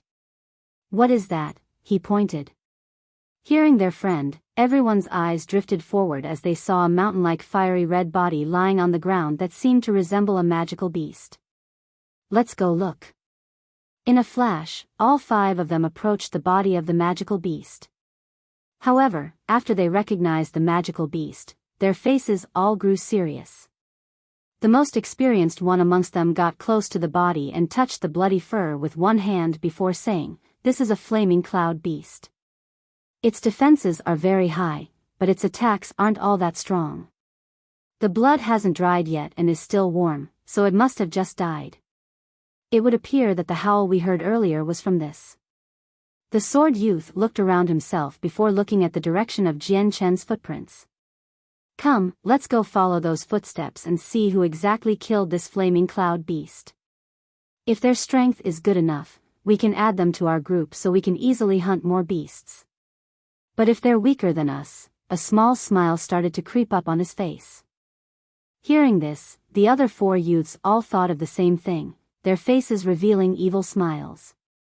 Soon after, the 5 of them immediately chased after Tai Ta and Jian Chen. At the moment, Jian Chen and Tai Ta were cautiously walking within the forest. In order to protect themselves from magical beasts as well as a few of the swamps on the ground, the 2 of them were not advancing very quickly. At that moment, Jian Chen's ears detected something. Holding his hand up to stop Tai Ta, he said, "Be careful, there's some people coming from behind us." Tai Ta immediately stopped moving and turned around in curiosity. In the blink of an eye, the people who had been following Jian Chen came into view. There was a total of 5 people, but Jian Chen couldn't see their faces since it was covered by the shade. but he could tell that they were strong from the amount of saint force they were emitting from their weapons. When the five saw Jian Chen and Tai Ta, they let loose happy smiles to each other, as if they had mutually agreed on something. Increasing their speeds, the five of them quickly reached and surrounded Jian Chen and Tai Ta. Seeing this development, both Tai Ta and Jian Chen felt a bad premonition within themselves. "Dear students, might I ask what you're doing?" Jian Chen asked. One of the youths brandished his sword with an evil smile. "You're asking us what we are doing? Hand over your space belts obediently. We definitely don't want to embarrass you, but if you don't comply, ha ha ha," the sledgehammer-wielding student sneered at them. Tai Ta's face grew angry as he heard the demand. "You want us to hand over the space belts? Humph, don't even think about it." Tai Ta understood what was going on now. This was a roadside robbery. Jian Chen patted the space belt on him gently with a smile. "The space belts with all our monster cores are inside. If you have the skill, come and get it then." Although they knew that all five of them were saints, neither Jian Chen nor Tai Ta felt a hint of fear. "Humph, since it came down to this, then don't blame us for this. Everyone, attack together." Immediately the five of them rushed forward to attack the two, but their attacks were not aimed at fatal areas. The five clearly understood that they were still all students. Stealing was one thing, and so was fighting, but they were not allowed to fatally threaten the opposing party's lives. Chapter 43, Counter-Steal. Jian Chen and Tai Ta immediately dove to the side. After 2 days of relentlessly fighting magical beasts, even the thick-skulled Tai Ta had started to pick up battle experience. This paid off. As Tai Ta dodged the incoming attack, he instinctively swung his battle axe at the leg of the assailant in a swift counterattack. However, the group in front of them was proving hard to deal with. Just as the battle axe was about to hit one of them in the thigh, a sword flew out and hit the battle axe with a colliding sound. Dang! Metal met metal, as Tai Ta's battle axe was obstructed. Due to Tai Ta's terrifying strength, the battle axe continued to slide down the blade of the sword before stopping at the hilt. Immediately, the youth holding the sword suddenly felt his entire arm go numb, as the battle axe smashed itself against his arm, causing his whole hand to shake. The youth was astonished and cried out to his friends, "Everyone be careful, this guy's strength is abnormally strong. It's best if you don't get into arm's reach of him." Hearing the warning, the other two students fighting Tai Ta immediately became more cautious, and tried to avoid his giant battle axe. On the side, Jian Chen was fighting intensely with the other youth holding a sword. Although Jian Chen's weapon was only a corroded iron rod, his fighting capabilities weren't any lower than Tai Ta's. He wasn't any weaker either, since he could easily use his agility to move around his opponent's moves. Seeing an opening, Jian Chen quickly stabbed his iron rod into the opponent's thigh with a lightning-fast speed. Since this was another student at the academy, he didn't dare to aim to kill, but instead aimed to injure. Jian Chen's speed was so fast that the student didn't have time to react, and could only watch in shock as the iron rod stabbed into his thigh. "Ah!" The youth cried out in pain as his face drained of color, and sweat dripped down his forehead. Hearing his companion cry out, the other sword wielder's face changed. Unable to fight Jian Chen personally, he cried out to his friend, "Harry, are you okay?" Although that youth wasn't attacking Jian Chen anymore, Jian Chen wasn't going to let him off that easily. As Jian Chen moved towards him, the saint force condensed into Jian Chen's fist as he suddenly punched the youth in the chest. Still moving at fast speeds, he refused to listen to the youth's complaints, or even wait for the youth to react. Jian Chen's palm struck out silently like a viper, and hit the other squarely on the chest. Pung! The youth was sent flying through the air from Jian Chen's fist, as blood came spurting out of his mouth. After dispatching the two, he immediately went to go assist Tai Ta. At the moment, Tai Ta was embroiled in a tough battle, and had already taken damage from the three people. The wolf pelt he was wearing had already been slashed apart and ruined by the blood that was leaking from his wounds. If it weren't for his extremely durable body and godly strength, the others would not have been afraid to fight against him and knock him to the ground. With the appearance of Jian Chen, Tai Ta's pressure was alleviated by quite a bit. Jian Chen's strength in battle was extremely strong, and even normal saints wouldn't be able to fight him on equal footing.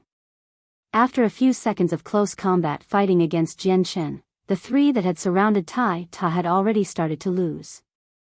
Each of them were sporting new injuries, and soon after, all five of them were writhing on the floor in pain, no longer having the energy to move.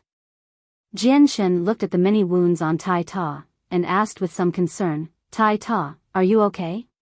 Tai Ta nodded his head and said, "I'm fine, my body's pretty tough." He pointed to the group of 5 people writhing on the ground. "What should we do with them?"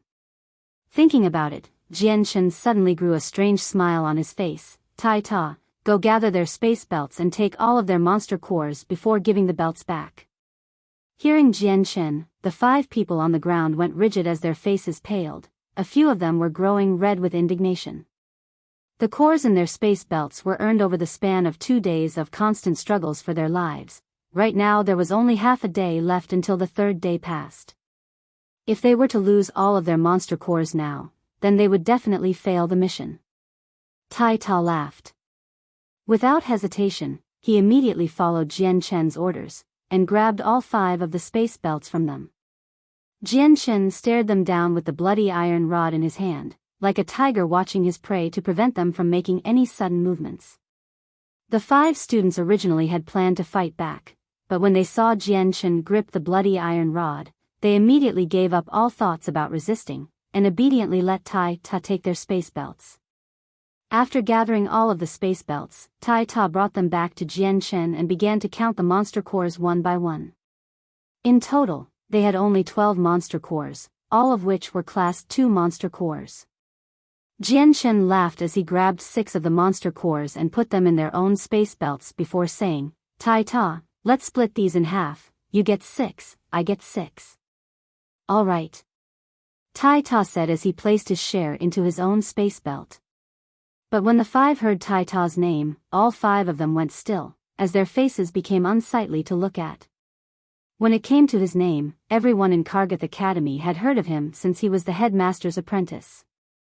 Although he wasn't a saint, when it came to the entire school, no one dared to mess with him.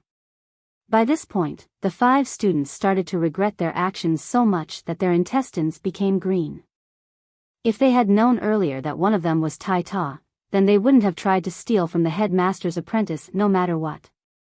But now, not only were they robbed of what they were trying to steal, but they couldn't even get revenge now that they knew who he was. Their sufferings couldn't be summed up in words. Basically, they regret their actions so much they want to die. After storing all of the Class 2 monster cores, Tai Ta was smiling even brighter. "Changyang Xiang Tian, it's because you're so amazing and beat all 5 of them so quickly. I, Tai Ta, just can't compare to you at all."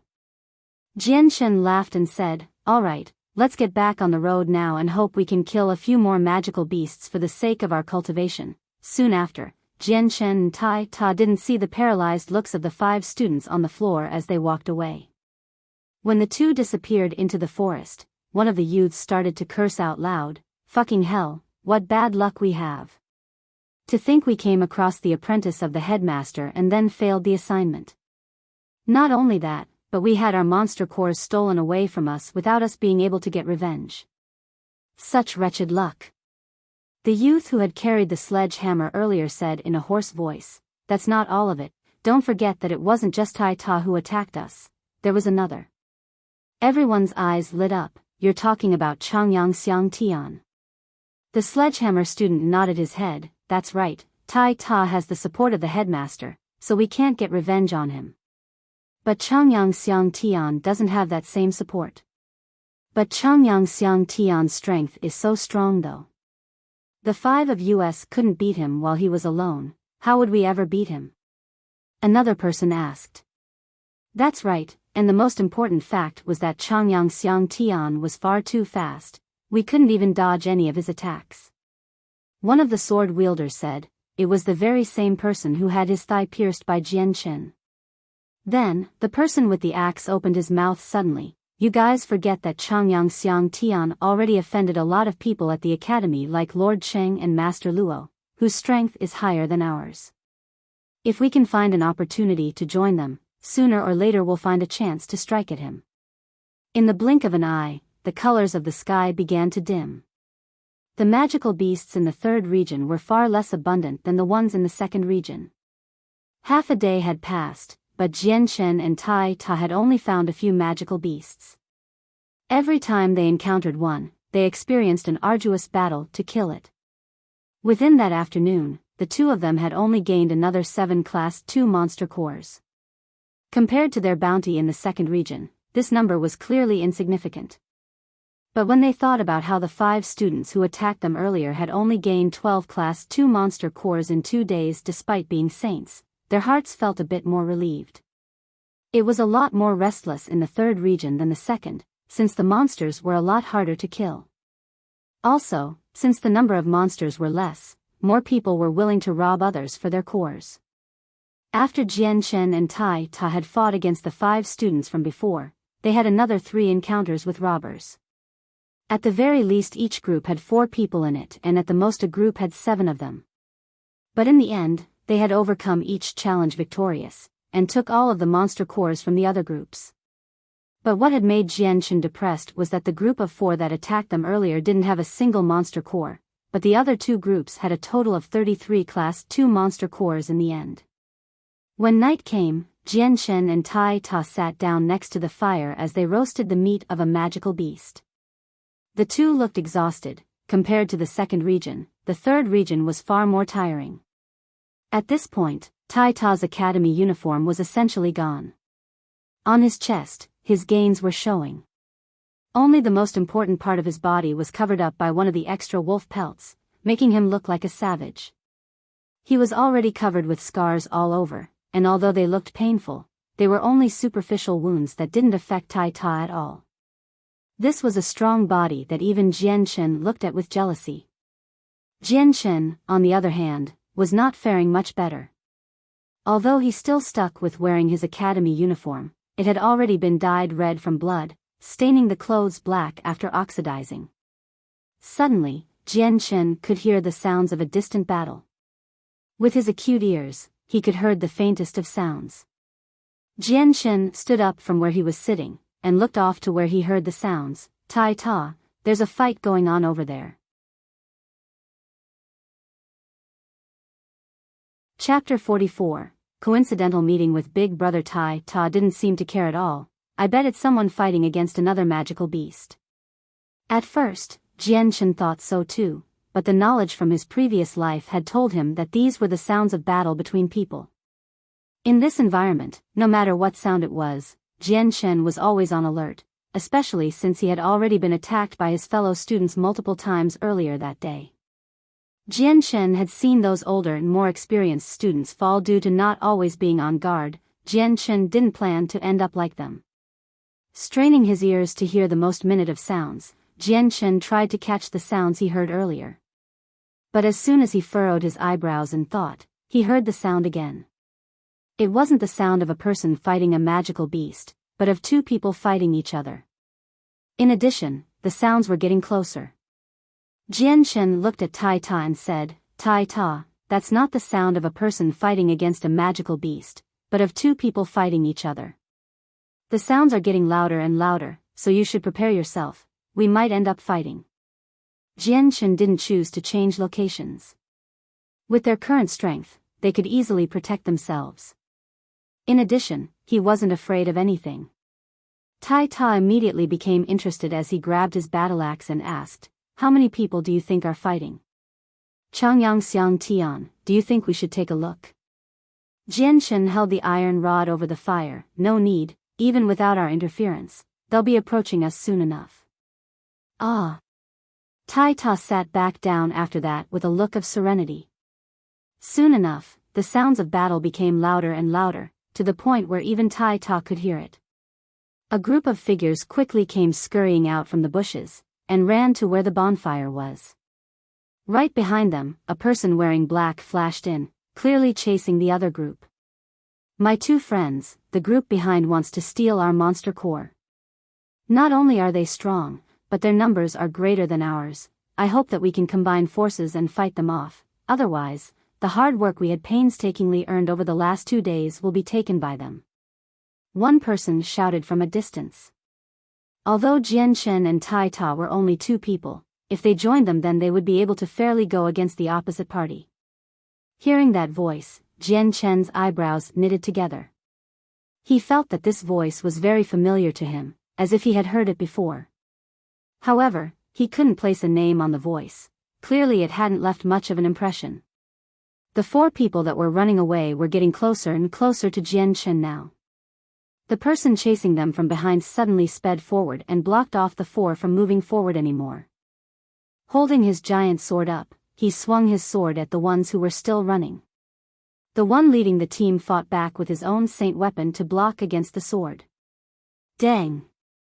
The 2 people had a huge difference in strength that could easily be seen, as the one who had blocked the attack was thrown backwards violently. With this distraction, the people chasing from behind had finally caught up and once more started to attack those who were trying to run away. There were 8 people that had come in pursuit, and all of them quite strong. The difference between their numbers only added to the pressure. Without reinforcements, the ones who were trying to run away would ultimately lose. Luo Jian, just wait there, I won't let you get away. One of the ones who were running away snarled. Hearing this, Jian Shen, who was standing not too far away, went rigid. The voice who spoke out was one he was familiar with. It was his older brother Changyang Hu. Big brother. Jian Shen cried out in astonishment. Immediately his face became one of shock, and without hesitation, he rushed on over with his iron rod in hand. Seeing Jian Shen move, Tai Ta began follow Jian Shen with his battle axe in hand. For the past 3 days, Tai Ta had started to follow all of Jian Shen's commands without even realizing it. Over the course of the 3 days, Jian Shen's strength had been fully revealed. With his experience of surviving in the forest and his strategy, Tai Ta had been humbled by Jian Shen's talents. Flying across the ground, Jian Shen ran across the grass towards where the fight was taking place. His hands blurred as the iron rod flew through the air and pierced into one of the people his brother was fighting.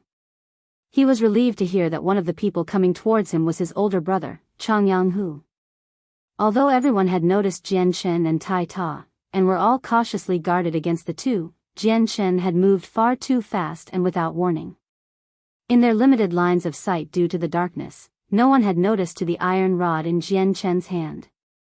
The pointed end of the iron rod stabbed into the Changyang Hu's attacker, causing him to scream out in pain into the night sky as he whirled around. Without waiting for the guy to react further, Jian Shen immediately brought his leg to his chest and kicked him away into the air. Ack! At this moment, Tai Ta also charged over. He swung his axe around, hacking away at the enemies, causing them to be batted away. But the person Tai Ta was swinging at wasn't slow to react either.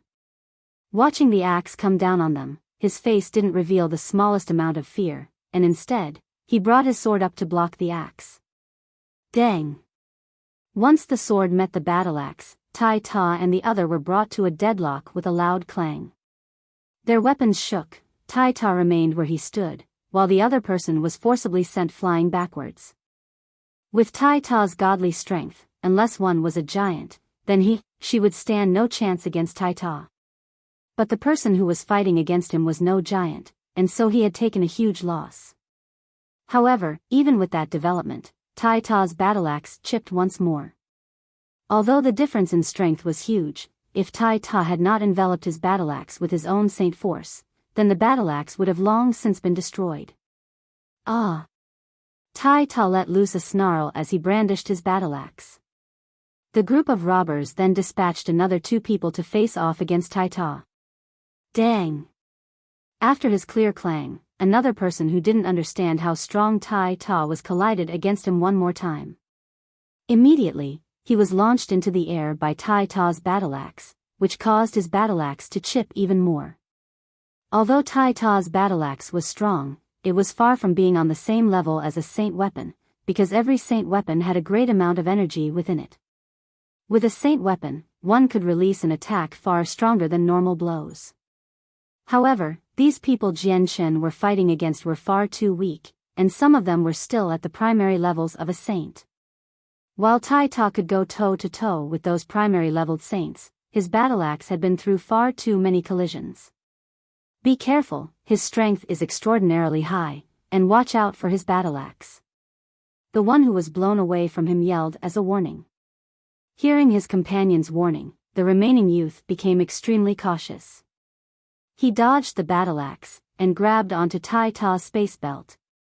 Jian Shen was moving around with the speed of lightning. As his iron rod flashed this way and that. With his body moving like a spirit's, he fought alongside with Changyang Hu. Already dyed red with blood, the iron rod was concealed under the shade of the night, as if it was a viper. As he wandered about the area in the darkness, his iron rod shot out silently, in a silent manner that was difficult for his enemies to detect. Jian Shen was striking out with his iron rod so fast that even the person fighting Changyang Hu were not able to react in time, as his thighs were speared through with the iron rod. The person's face grimaced in pain as he let out a painful scream, and clenched his hands in reflex. Changyang Hu was not courteous enough to wait for him to simmer down, and immediately sliced at his opponent's left shoulder. Immediately, he cried out in pain again as his left arm was cut, the sword cutting the bone clean off, leaving his arm to be connected to his arm by a small amount of flesh. A torrent of blood came spurting out as he grabbed at it. A cyan-colored light illuminated the night as they all saw a giant sword appear and slash down towards Jian Shen. Wind attributed Saint Force. Seeing the cyan light envelop the sword, Jian Shen's own face hardened. He immediately used the profound steps and melted away into the air like a mirage. As soon as he had faded away, the cyan sword immediately slashed through at the spot where Jian Shen had just been standing. Jian Shen reappeared 3 meters away, not too far away. The person who had slashed at him stood arrogantly at the spot, wearing a Raggedy Academy uniform dyed red with blood. His face was covered by the night, so Jian Shen couldn't recognize him. Jian Shen's eyes focused on the group. He snorted and said in a low voice, "Luo Jian, I didn't think I would meet you here." The youth Jian Shen addressed was startled. He thought the voice was far too familiar, so he carefully stared at Jian Shen. Although it was nighttime, there was still a gleaming light in the sky that allowed him to see Jian Shen's face clearly. However, after 3 days of constant fighting in the forest, without any clear water, everyone's faces was jet black. It was impossible for people to see each other's appearances with ease. However, the nearby Changyang Hu heard the voice of Jian Shen, and his face became one of shock. He couldn't believe his eyes or ears. Your fourth brother." Changyang Hu was astonished. When it came to Jian Shen's voice, he was all too familiar with it. Luo Jian suddenly came to a realization as he laughed. "No wonder I thought your voice was familiar. So it was Changyang Xiang Tian after all. I didn't think you would break through to becoming a saint. I really am amazed at that." After saying that, his eyes flashed dangerously. Jian Shen turned around and faced Changyang Hu. "Big brother, we'll talk later. Right now, I'll remove the crisis in front of us. You go help the others, and leave Luo Jian to me." Chapter 45, Luo Jian's defeat. "All right then, you take care of yourself, fourth brother." Luo Jian's strength has already reached the middle-ranked saint level. Changyang Hu immediately went off to help his friends. Although seeing Jian Shen in the third region was unexpected, he knew that now wasn't the time to try to figure out how or why. Because Jian Shen and Tai Ta's sudden appearance, the originally disadvantaged Changyang Hu and his group were now on an even playing field. Moreover, because of Tai Ta's existence, the winds of battle were blowing in their favor. The playing field was now sloped towards them in a short amount of time. Looking at the Luo Jian's dark and swarthy face, Jian Shen laughed. "Luo Jian, it looks like your plan to steal our monster cores will end in failure. Your monster cores will be given to us instead." Luo Jian's face grew angry as his eyes flashed dangerously. "Changyang Xiang Tian, you don't have the power to take away my monster cores." Jian Shen looked at Luo Jian with some disdain before saying, "Then let's test it out. Let's see if I have the power to snatch away your monster cores or not." Jian Shen said nothing more after that, as his body started to sway before charging quickly at Luo Jian. His hand held the iron rod and struck like a viper towards Luo Jian's chest, using the darkness of the night as its cover. A flash of killing intent went through Luo Jian's eyes as he held his cyan-colored sword up. He brandished it in an imposing manner before slashing at Jian Chen. Since Luo Jian was not only a middle-ranked saint, but also had wind-attributed saint force, his attacks were even faster than before. So much that whenever he swung his blade an after-image would appear. Seeing the sword come down towards his head, Jian Chen dodged to the side, and continued to thrust the iron rod towards Luo Jian's chest. Luo Jian's face changed as he realized the speed the iron rod was traveling at was extremely high. At that critical moment, his sword was too far out to bring it back to protect himself, but his reaction speed wasn't too slow either. Reabsorbing the wind saint force into his body, he forced his body to move backwards and bring back his sword. Luo Jian's speed became faster. The moment Jian Chen's iron touched Luo Jian's clothes, he had already escaped from Jian Chen's range of attack.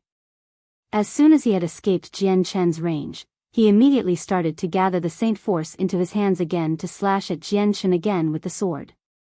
Luo Jian's attack was fairly simple, but to Jian Chen's eyes, it was a mess of an attack. Not a single amount of technique or finesse was shown. However, Jian Chen still didn't dare to belittle it too much. Jian Chen leapt into the air to dodge Luo Jian's sword. Immediately springing off from a tree trunk, he flew towards Luo Jian, his arms shaking, causing a faint mirror image to appear behind him.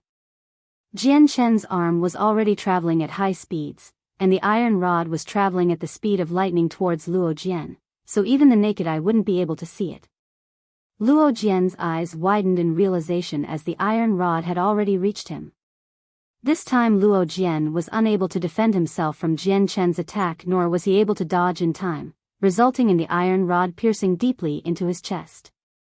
Luo Jian's face hardened as he stared at the impaled iron rod within him, a dumbfounded expression appearing on his face.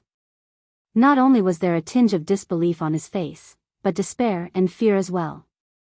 When the iron rod had pierced into him, he had been unable to mount any type of resistance against it.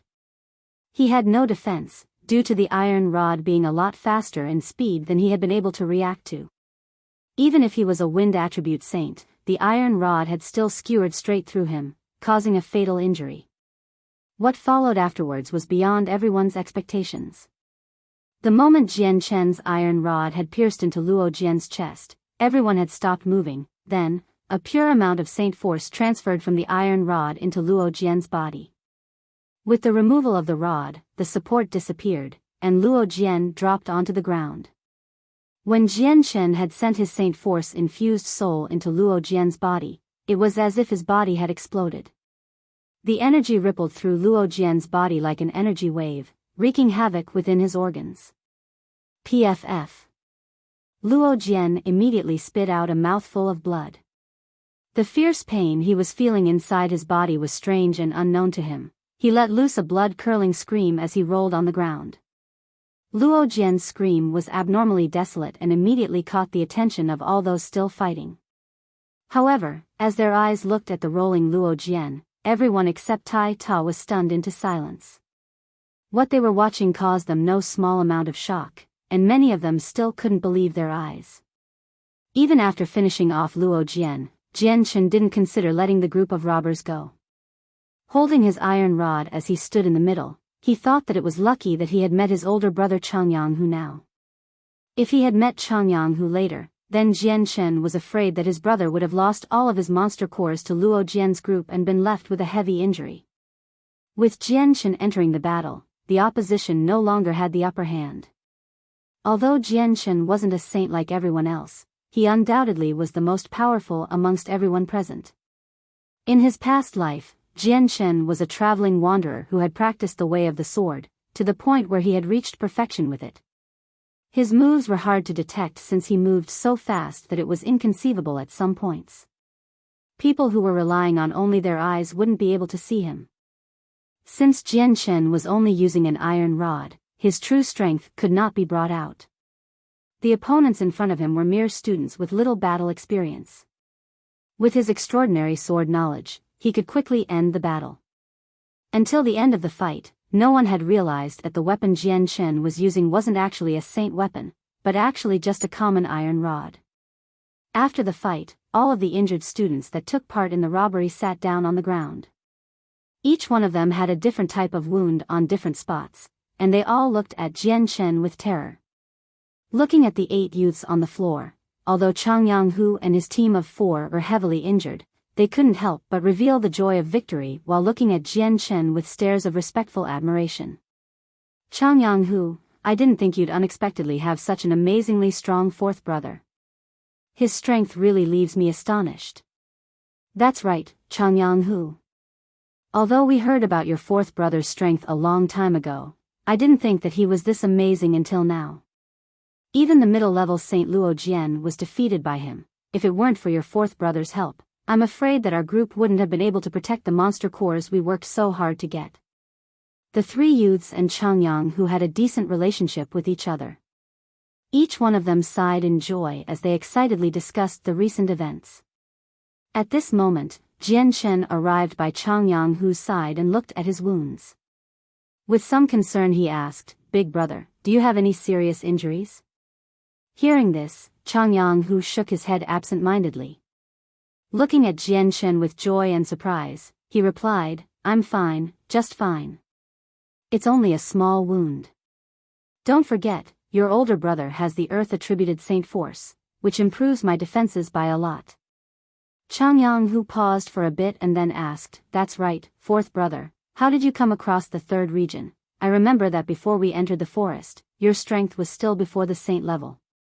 Also, how did you become so amazing, for you to even defeat Luo Jian?" Chang Yang-hu asked curiously. Jian Chen laughed and said, "Big brother, this type of situation should be explained later over a nice and slow talk. Right now, we still have to take care of the problem in front of us." Jian Chen swept his gaze over at the several students who were on the ground. "Big brother, how do you think we should punish these guys?" Giving the question some thought, he said, "Fourth brother, this should be resolved by you. If it weren't for you, I'm afraid our group of 4 would have had all of our monster cores stolen." Jian Chen's face had a deep smile on it as he said, "In that case, there's no need to be merciful to them. At the very least, we should collect all of their monster cores from their space belts." Jian Chen's suggestion was quickly approved by everyone, and so under the poisonous and hateful glares of Luo Jian's group, they quickly grabbed all of the space belts and collected the monster cores inside. After checking their inventories, the 8 of them had a total of 130 monster cores. Seeing such a number, even Jian Chen was astonished by the amount. Chang Yang-hu exclaimed in admiration, "I didn't think that they would have this many monster cores. It looks like they robbed many people before us. Otherwise, they wouldn't have been able to kill so many monsters in a span of 3 days with their strength." Jian Chen nodded his head in approval before saying, "Big brother, let's split the cores into 6 parts so that we each get an equal share." "That's no good." Jian Chen turned towards the new speaker, a youth from Chang Yang-hu's team, Chang Yang Tian. "The only reason we were able to obtain these monster cores was because of you and your fellow comrade here. We didn't do anything at all, so you shouldn't split the cores with us and keep it among the 2 of you." The student's suggestion was quickly approved by the other 2 students. One of them immediately said, "Oz is right. Chang Yang Tian, if it weren't for you and your friend, the strength of US 4 wouldn't have been enough to win. I'm afraid we wouldn't have even been able to protect our own monster cores. But now that our monster cores are safe from their grasp, we are satisfied. The monster cores you got from Luo Jian and his friends are something we don't want." "Right, Chang Yang Tian, you were able to get these monster cores with the combined strength of you and your friend. How could we be shameless enough to divide this up?" Jian Chen's eyes flickered with a bright glow as he looked at their faces, searching for any signs of falsity. However, he could only see sincere honesty, with absolutely no traces of dishonesty. His respect for the 3 grew tremendously, but he truly did admire his older brother the most. He didn't think his older brother would be able to find 3 friends with such good personalities like this. Although Chang Yang, who had the body and brain of a tiger, Jianshen understood that his brother was not at all stupid. Jianshen laughed and said, everyone had contributed to this situation. If it weren't for you guys stalling them, if they had somehow joined forces with Luo Jian to attack me, I'm afraid that I would have lost then. Let's go with this. Tai Ta and I will take half of the monster cores, and you guys will take the rest and divide it amongst yourselves. That should be fine, right? Chapter 46, Rich Prophet. What fourth brother said is correct. This was something we all worked hard to do, so let's follow fourth brother's idea and split the monster cores. Half of it will be given to fourth brother and his other friend here. The other half will be equally split among the four of us. Changyang Hu laughed. He and Jianshen were blood brothers, even though they had different mothers. It did not affect the relationship between them. He would not be stingy with him. With Changyang Hu deciding for them, the other three students couldn't decline any more and took the monster cores excitedly. After splitting it up, each of the four had gotten at least a dozen, bringing them no small amount of excitement. With this amount, it was more than what they had gotten by themselves after last couple of days. After this event, no one had any plans to stay put anymore, and after changing their location, they began to start a new fire to roast some meat. The 6 people sat in a circle around the fire as Changyang Hu laughed. Fourth brother, let me introduce you to everyone. These 3 are my best friends, Oz, Aoba, and Darien. He pointed at the 3, fourth brother, Oz and Aoba are identical twins. I guarantee that when they wash the filth on their faces off, you won't be able to tell who is who. Jianshen smiled and greeted the 3 one by one. After chatting for a while, they had started to get so familiar with each other that even Tai Ta's name was known by them. Suddenly, Changyang Hu's face went still as he asked, fourth brother, I remember that before you went into the forest, your strength wasn't at the saint level yet. So why is it you're in the 3rd region?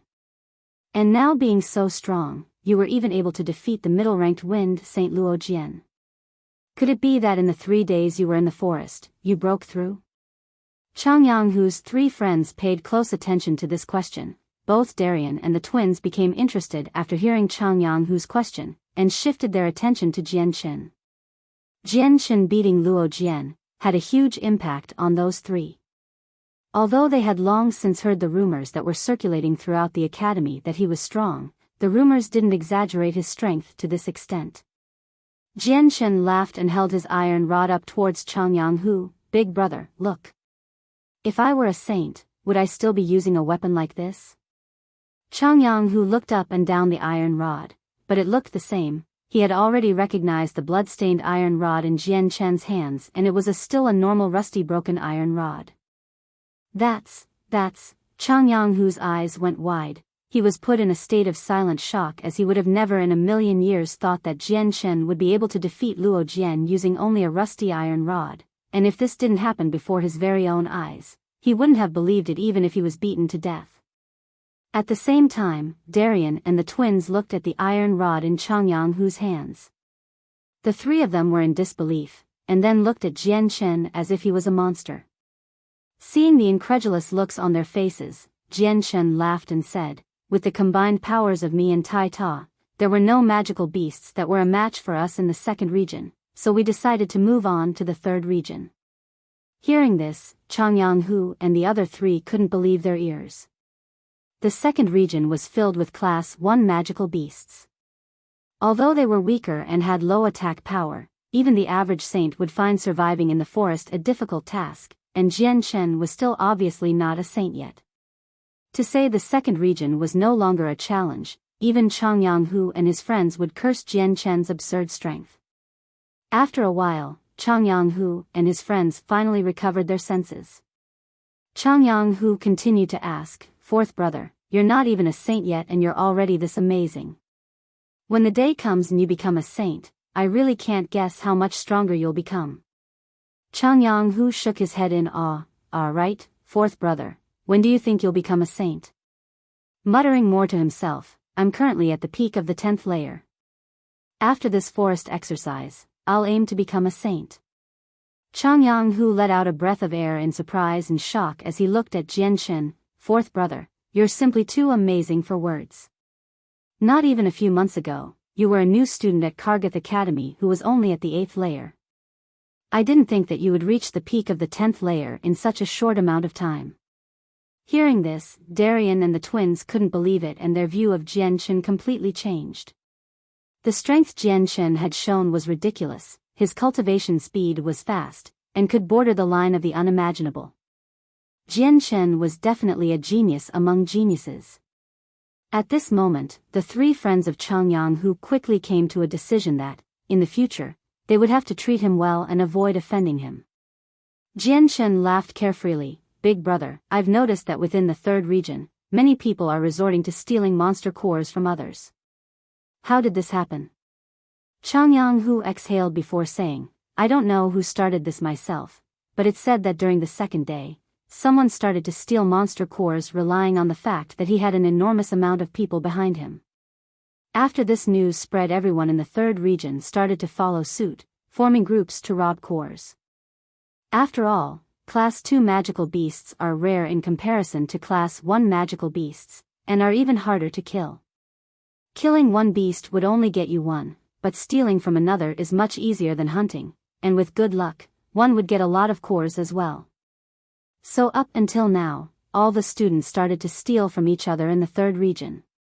Many people have had their hard-earned monster cores stolen away from them when they were alone or were smaller in numbers. The people who were injured decided to quit early, reducing the numbers in the area drastically. Why don't the teachers that are secretly hidden care about what was happening? Tai Ta asked. As long as it isn't a life-threatening injury or a critical point between life or death, then the hidden teachers won't show up. After all, the reason why we are in the forest hunting magical beasts is so we can temper ourselves, not to mention that we are being tested on how we can unite when being robbed. Things like this happen often in the Tianyuan continent. They're only letting us experience this sooner rather than later, said the twins. Ah! Tai Ta suddenly exclaimed in realization. Jianchen let loose a strange smile as he looked at his older brother and his friends. Since other people have the audacity to rob us of our monster cores, why can't we rob them first? Are you guys with me on this? The group's eyes went bright as they heard Jianchen. Fine, we'll do it. Changyang Xiang Tian, we will follow you. Darien said as he stood up and stared at Jianchen, the heroic spirit reflected in his voice. Not bad, before our strength was lacking, and could only run away blindly. But now that Jianchen is here, even if we meet a middle-rank saint, victory isn't impossible. Since this is the final night, let's have some fun with this. Aoba and Oz laughed. Alright, 4th brother, your big brother will listen to you. Changyang said happily. Tai Ta didn't have an opinion, as he had decided to follow Jianchen without question for a while now. After everyone had eaten their fill and discussed their plans, they decided to let the twins search the surroundings for targets, while the rest waited for their return. The twins soon came back and reported that they saw a group of 5 people nearby. Jianchen immediately followed the twins towards where they had reported seeing them. When Jianchen's group had reached the place, the 5 people were preparing themselves to rest and were caught unprepared by Jianchen's sudden attack. Since the group was only at the primary saint level, they were quickly defeated by Jianchen and his group. However, they didn't have that many monster cores, only having around 20 or so. After taking the monster cores, they didn't continue to harass them and immediately left the area. For the entire night, Jianchen and the others didn't sleep at all. Instead, they looked around the forest for more targets. There weren't many people in the 3rd region by now, and ever since he had started his search, he had only come across 3 different groups. But what he and the others found amusing was that halfway through the night, Jianchen's group had came across another group who had the same idea they had, and so they had immediately started to fight. Both sides had 6 people each, and the other group even had 2 middle saints whose strength could be considered pretty strong. However, those 2 ended up being stuck against Jianchen and Tai Ta.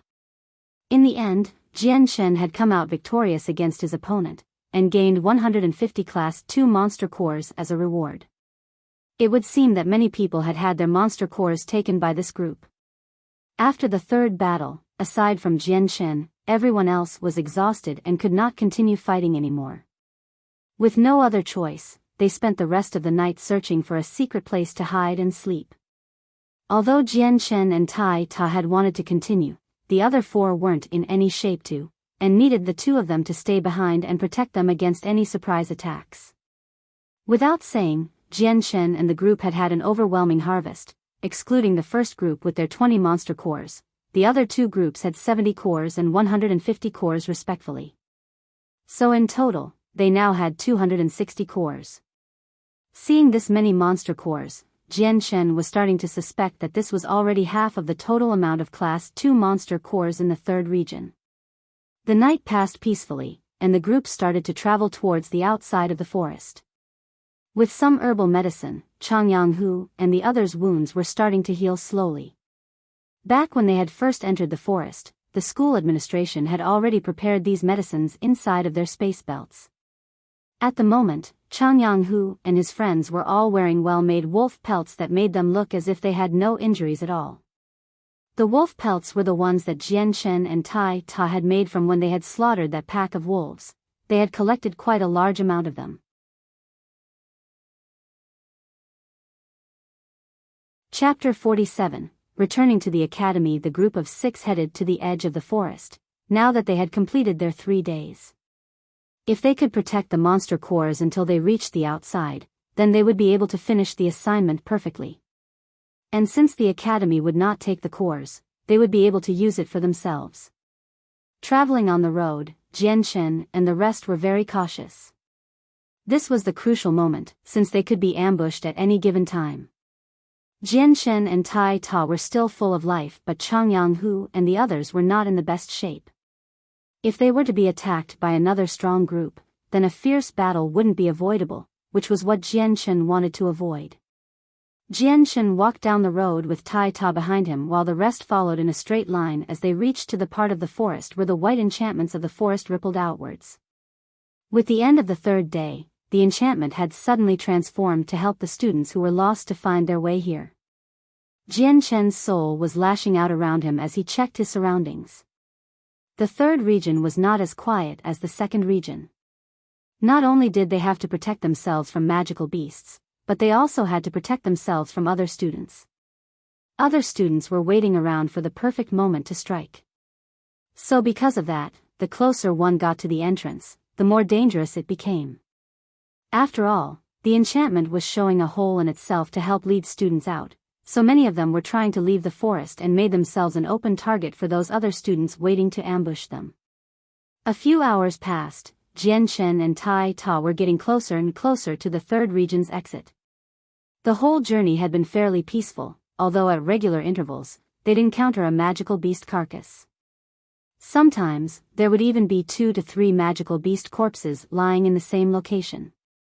A few hours of rushing later, Jian Shen's group of people finally arrived outside of the 3rd region's exit. They smoothly passed through and entered the 2nd region. At this moment, everyone could not help but sigh in relief. They all understood that their monster cores were secured, because after leaving the 3rd region, no matter whether or not others had gathered the required 2 monster cores, their task was complete. There was nobody here that would dare to steal their monster cores. I hadn't imagined that the journey would be so peaceful. This was really against my expectations. Chang Yanghu happily smiled, his tone also carrying a hint of excitement. Aoba also happily said, "That's right, and here I'd thought that we'd fall victim to some surprise attacks. I didn't think that the path would have been so calm. It really goes against all expectations." Darian reached his hand out to touch his space belt and smiled. I guess the people stealing monster cores in the 3rd region had suffered from injuries, and didn't have the energy to keep stealing from others on the road. In addition, most of the people probably have the same mindset as us, only stressing self-defense. As long as we safely leave the 3rd region, we'll be satisfied. None of us are interested in the idea of stealing monster cores anymore. Yeah, that's right. What you said makes sense. Tai Ta nodded in agreement. Jian Shen shook his head and said, "The situation is not necessarily as you think it is. Actually, throughout the whole journey, there were still some people lying in wait along the way in hidden places ready to ambush us. You guys just didn't notice them. Those people who were hiding in the darkness perhaps noticed that we have a large number of people, or they didn't have the ability to discern our strength, so they couldn't determine if they could destroy us. That's why they didn't make any movements towards us. Otherwise, there's no way we could have safely left the third region. Hearing this, the people's expressions all changed. Chang Yang-hu let out a long breath and said, "It's a good thing fourth brother made sure we put on perfect acts of being completely undamaged. Otherwise, if the people knew that the four of us were injured, then I'm afraid we wouldn't have been so fortunate." Hearing this, Aoba and the others nodded in agreement, and looked at Jian Chen with gazes filled with respect. "All right, we should hurry up and leave. After we return back to the academy, you guys need to properly tend to your wounds." The group of 6 continued to walk towards the first region. As they got closer to the exit, the nearby academy gradually entered their lines of vision. Although there were definitely many people that had been unable to endure the task and gave up on it in the middle, at least 1,000 people had entered the forest together. Even if more than half had given up, there were still at least a few hundreds of people remaining. However, the mere hundreds of people spread out in the enormous forest rarely met each other, so it was rare to come across others that had decided to remain in the forest. Jian Chen's gaze swept across the people around him that were similarly heading out of the first region towards the academy. He saw that most of the males sported naked torsos, and were covered with wounds. However, without any exception, all the people were in sorry states. Their naked torsos were covered with dirt, and their faces could not be discerned with all the filth covering them. Only some of the females still wore the academy uniforms. However, every single one of the uniforms had become beyond dirty, and there were tears all over the clothing. Even a beggar's clothing was better than theirs. In addition, they used wide leaves to cover the parts that their clothes didn't, making them look like extremely sorry figures. Amongst all the people, there were also a few people who had serious leg injuries, rendering them unable to walk. They were being supported by their companions the whole way, and approached the outside of the forest, one step after another. Perhaps it was because there were so many people present here, but there were absolutely no magical beasts in the vicinity. It was even safer than before. Soon after, Jian Chen's group followed the direction the enchantment in the sky pointed to in order to exit the first region, and they finally exited the forest. Outside stood the vice headmaster, Chang Bai-en, wearing a white changpao, his back straight. Behind him stood a few teachers with indifferent expressions. Further behind them was a large group of nearly 1,000 Kargath Academy students. They were split into 2 groups. The group on the right had many more times people than the other group. Among them, some people were wearing academy uniforms that were dirty, but had very few tears. On the whole, they seemed to be in excellent and undamaged conditions. The other group of people seemed to be in a more difficult situation. Their uniforms were all tattered, and sported quite a few bloodstains as well. Underneath the multiple rips on their clothes, it could clearly be seen that they sported many scars on their bodies. The people in the left group only had around 200 people. All of them were in sorry states. Majority of the people there were wearing clothes made of bark or beast skins, and there were quite a few people that had naked torsos. However, all the people that walked out of the forest were organized by a teacher to join the group on the left. Afterwards, Jian Chen's group sat on the grass quietly in wait. By this point, he had already understood that all the people in the left group were those that had stayed in the forest for the entire 3 days, and had just left the forest today. On the other hand, the people in the right group were all those that had escaped before the 3 days were up. According to the Academy's regulations, no matter whether or not they had fulfilled the requirement of obtaining 2 monster cores, they still had failed their tasks. As he swept his gaze in a circle, Jian Chen discovered that many people in the group he was with had melancholic expressions. There were others that looked at certain people with looks of deep hatred, looking like they would spit out flames from their eyes. At that moment, Jian Chen sensed something. He turned around to look behind him, and saw 2 people with dirty faces and wearing clothing made of beast skins supporting a student in similar attire. The 2 were currently glaring at Jian Chen with poisonous hatred, as if burning him into a crisp with their gazes alone. A strong killing intent. After Jian Shen closely examined the people, his mouth formed a hint of a sneer. He already recognized that the person was actually Luo Jian. Although Jian Shen knew that after what happened the previous night, he had definitely wronged Luo Jian, Jian Shen didn't pay much mind to it. In terms of strength, he wasn't below Luo Jian at all. Once he was able to condense a saint weapon and become a saint, Luo Jian would no longer pose any threat to him. In terms of family backgrounds, although Jian Shen wasn't completely sure of Changyang clan's strength, they were in no means weak in any sort of aspect. Luo Jian was the son of the leader of a major powerful clan in Forbidden City, but in Jian Shen's opinion, there was no way the Luo clan would bother harassing him over such a trivial matter. After all, Luo Jian had only been injured by Jian Shen because of the training event that the academy had sent them on. In addition, the situation at that time had been because Luo Jian had first attacked his older brother's group. Afterwards, once all the people had walked out of the forest, Jian Shen's group had already increased to 300 to 400 people. At this moment, the vice headmaster Chang Bai-en walked up to the front of the crowd. He looked around at the group of figures that had obviously suffered through difficult situations. He smiled, and loudly said, "Very good. As expected, none of you have disappointed me. I hadn't imagined that this event to hunt magical beasts and stay in the forest for 3 days would have more people remaining this time compared to all the previous times this event has been held. Now, I want everyone to maintain their current formations, and begin walking back towards the academy."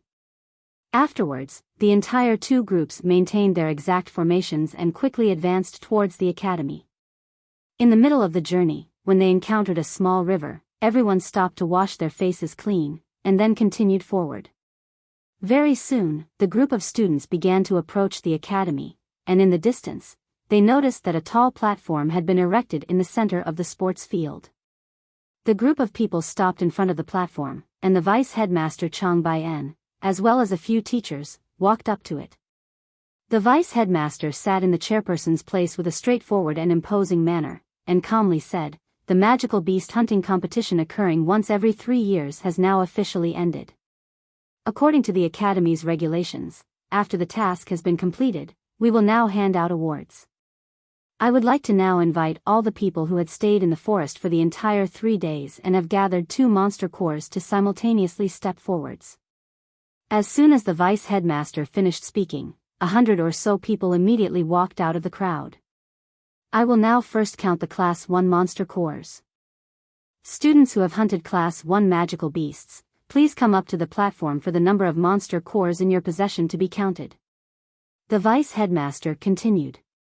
Following this, all the students that had killed Class 1 magical beasts, including Jian Shen and Tai Ta, all walked up to the platform. There stood a teacher specifically assigned to count and record the number of monster cores that the students had earned.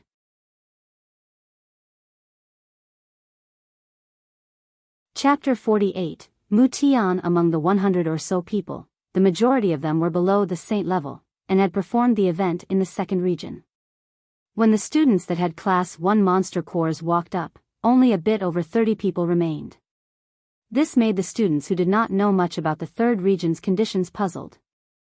Although the third region had Class 2 magical beasts, they all had low attack powers. To a saint that could condense a saint weapon, although it may not be possible for him, her to fight against the magical beast alone, as long as a few people work together, hunting magical beasts within the third region shouldn't be very difficult to do. It should definitely be easier than a student that had not yet reached saint level killing a Class 1 magical beast. After all, the saint weapons that saints had were extremely powerful, and far surpassed those other ordinary weapons. Logically, the chances of students completing their task in the third region should definitely be much higher than those in the second region. However, nobody had imagined that the event would end up with such results. In the third region, only a pathetic 30 or so students had completed their task. This was much less than the people who had finished in the second region. When the first student arrived in front of the teacher inspecting the monster cores, he directly reached into his space belt and lightly placed all of his monster cores on the table. This student only took out 3 monster cores total. Casually gazing at the 3 Class 1 monster cores, the approximately 50-year-old teacher in charge of inspecting the monster cores nodded and said, not bad. You qualify as passing. What's your name? Teacher, my name is Cheng Yinfeng. The youth that was being inspected excitedly said. The two words, not bad, had already confirmed the fact that the teacher was praising him. Being complimented by the teacher was the greatest honor to him. The teacher picked up his pen and recorded the information on a piece of paper, then said, Go return your space belt to the academy. Take your monster cores. Also, this is a badge that represents your glory. You must take good care of it. The teacher pulled out a badge from underneath the table, and handed it to the student. The student happily agreed. He carefully and tenderly took the badge, and then he walked off the platform in extremely high spirits. Next. Afterwards, students walked up in succession and handed their monster cores to the teacher for appraisal, and at the same time, were recorded. The process was quite fast, and in the blink of an eye, dozens of people had already passed. The fewest number of monster cores among them so far had been 2, and the greatest number had taken out 8, which had made the appraising elder shocked for a moment. At this moment, a handsome youth with an uncommon air walked up to get his monster cores inspected.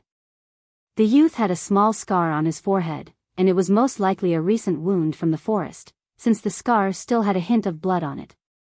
The youth calmly walked up to the elder, and quietly took off his space belt. He then began to take out monster cores, and placed them on the table one by one. As he was removing them, the table was soon filled with 6 Class 1 monster cores, yet he showed no signs of stopping. He continued to leisurely pull out monster core after monster core from his space belt. His movements were not at all rushed, and the expression on his face was indifferent, giving off the impression that he was a very steadfast person.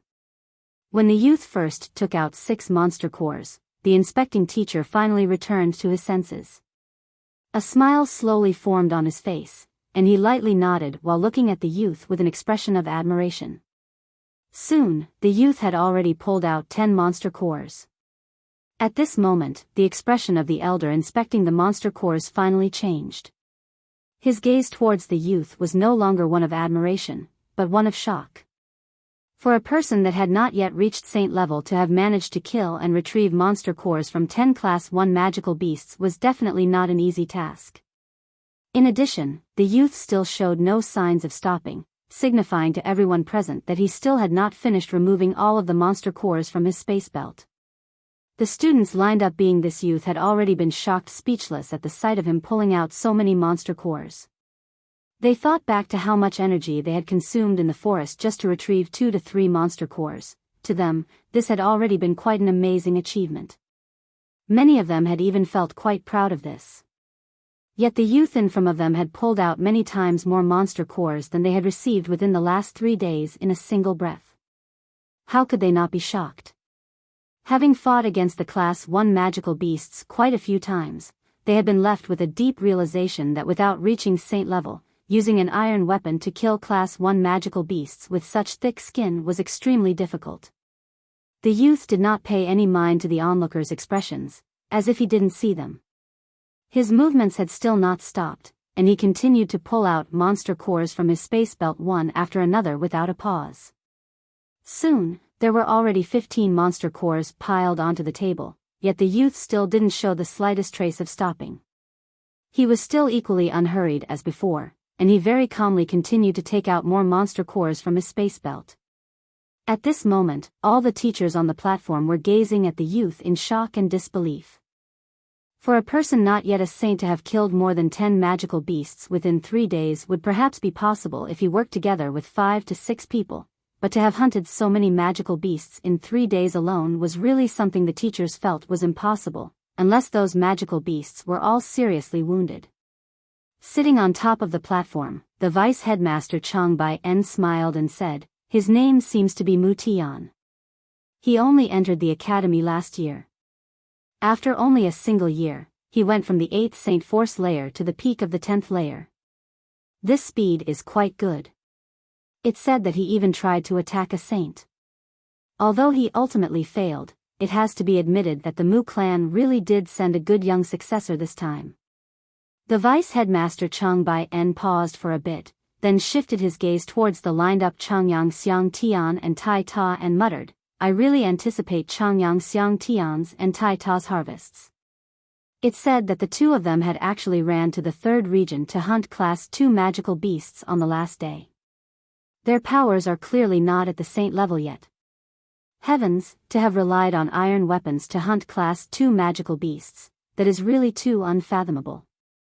If I hadn't personally witnessed the two of them kill a completely undamaged Class 2 magical beast, I would not dare to believe that such a situation was true.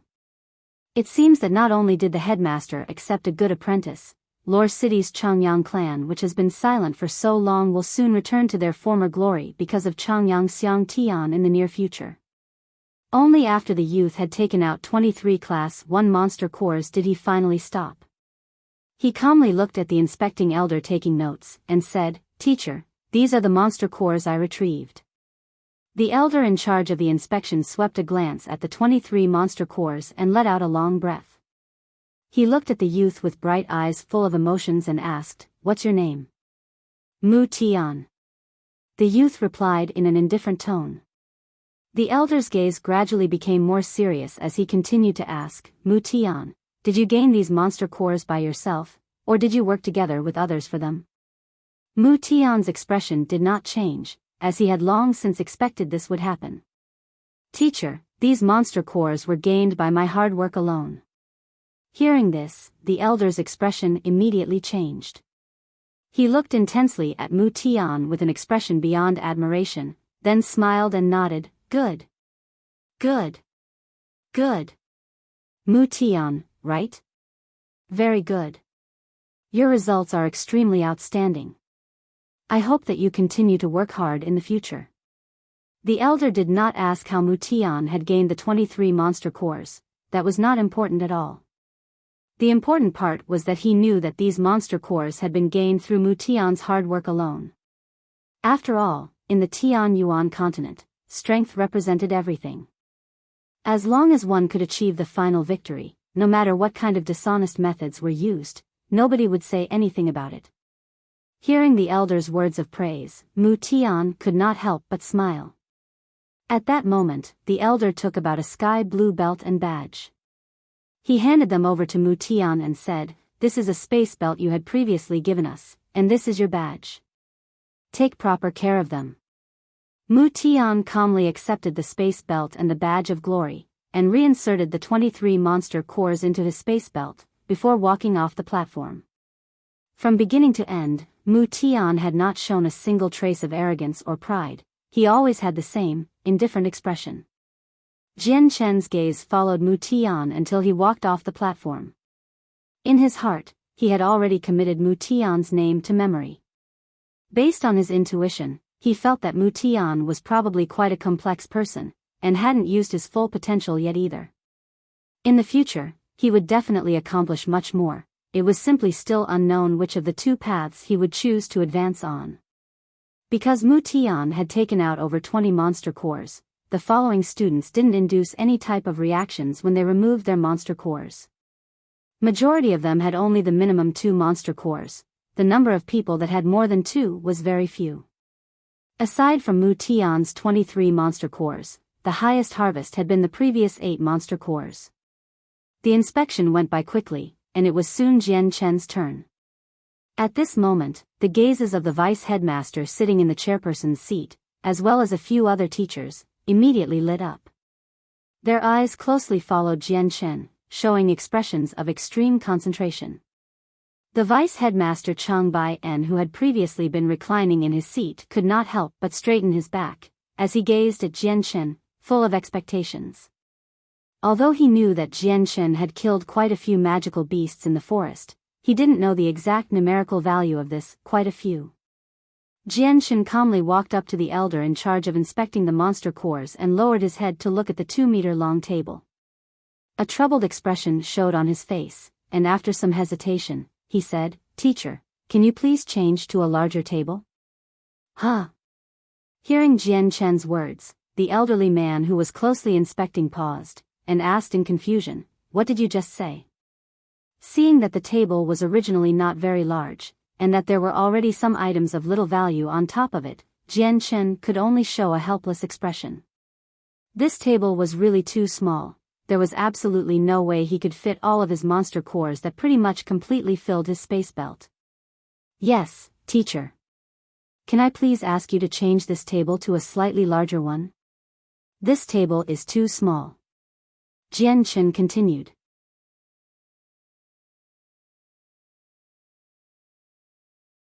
Chapter 49. The shock. Hearing Jian Chen's words, all the students lined up behind him, aside from Tai Ta, showed expressions of shock.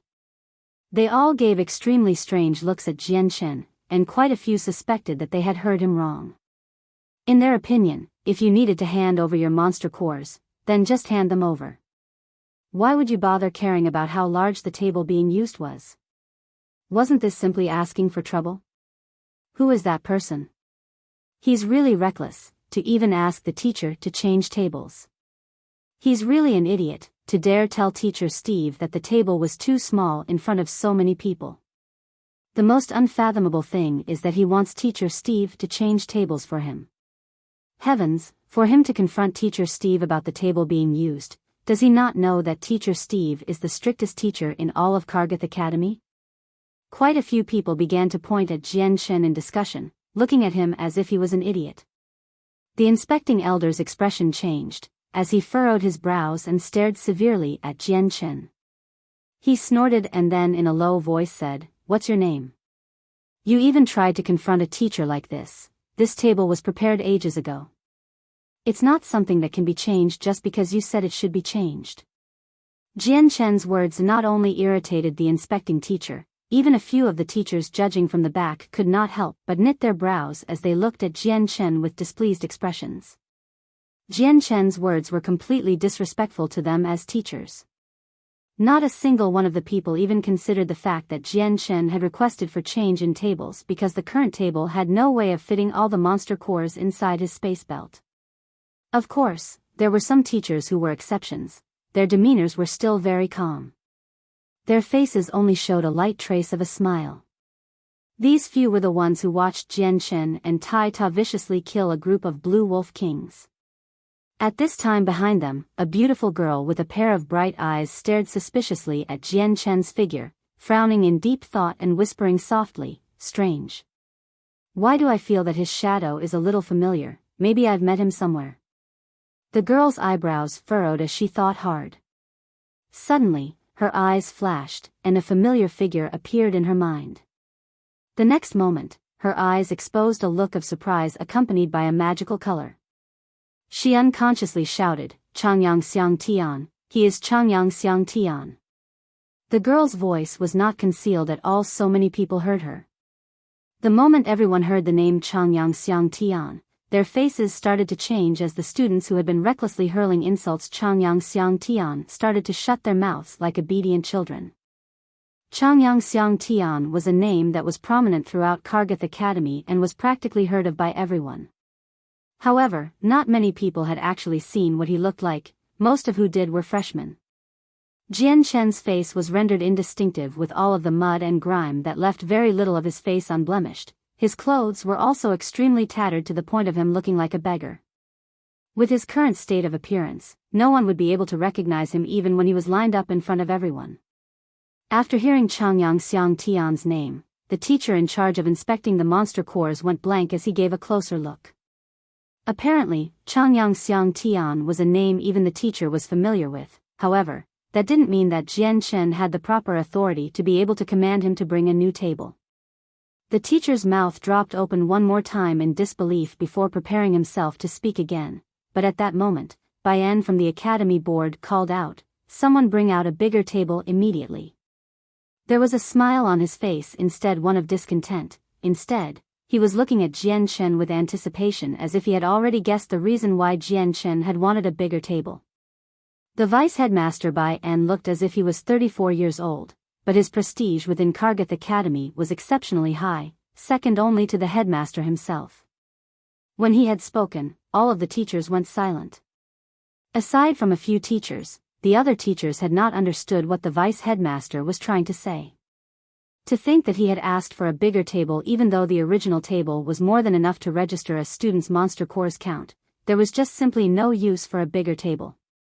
Soon after, a 3-meter long and 2-meter wide table was lifted up to the stage, and the original table that had been used by the inspecting teacher was taken away. Chongyang Xiang Tian, you should be satisfied with this, right? The inspecting teacher sat in front of the larger table. His attitude towards Jian Chen was not very amiable. It was evident that Jian Chen's request for a larger table had left an extremely bad impression on the 50 to 60-year-old teacher. Seeing that the elder's heart had some sort of prejudice against him, Jian Chen could not help but smile bitterly. He hadn't imagined that just because of something like this, the teacher would actually have something against him. This had definitely gone against his expectations, but Jian Chen didn't mind it too much. Afterwards, Jian Chen directly removed his space belt.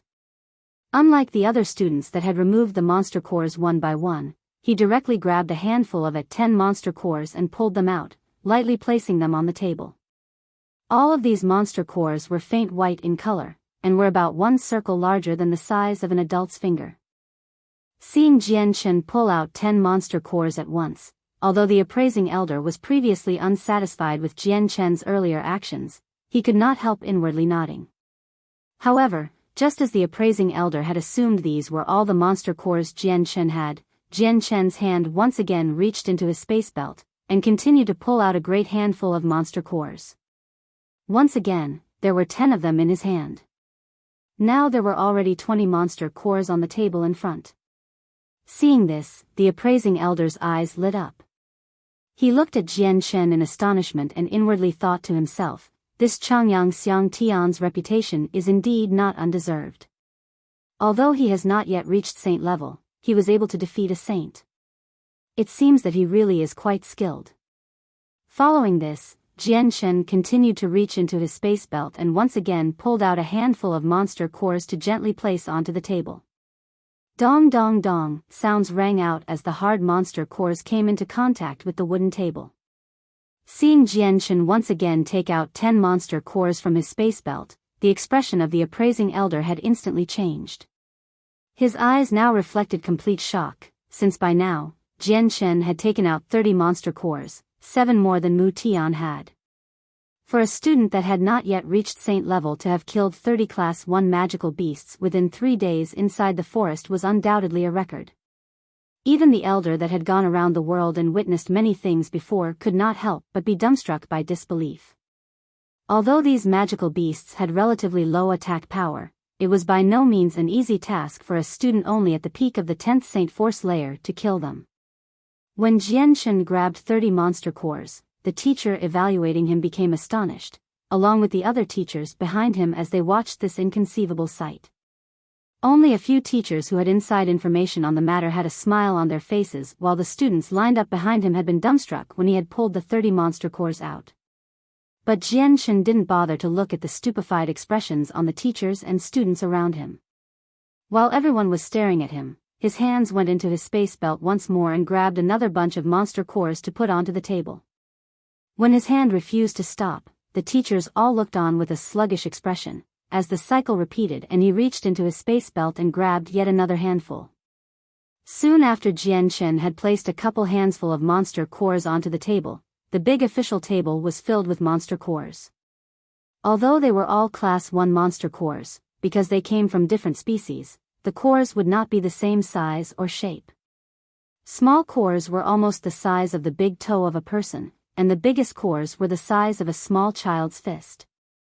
Whether it was a student or teacher, both groups had been put into shock by Jian Chen. For a person who was not yet at the saint-level state to hunt and kill almost 100 Class 1 magical beast in a span of 3 days, if someone were to try to say this to someone else, they wouldn't be believed. At this moment, aside from a small amount of people, every other person would not believe that it was Jian Chen who had killed all these magical beasts.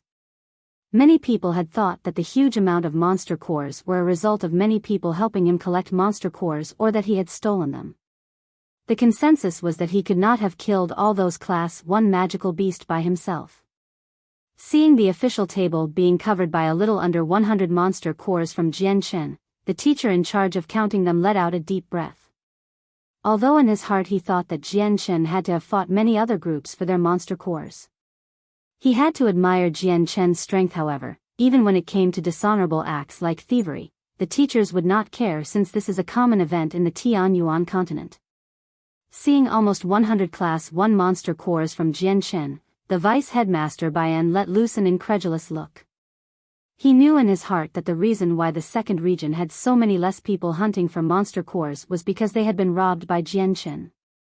There was no doubt that Jian Chen had stolen all of the monster cores from someone else, otherwise, everyone would have passed the test with the monster cores they earned by a legitimate show of strength from killing magical beasts.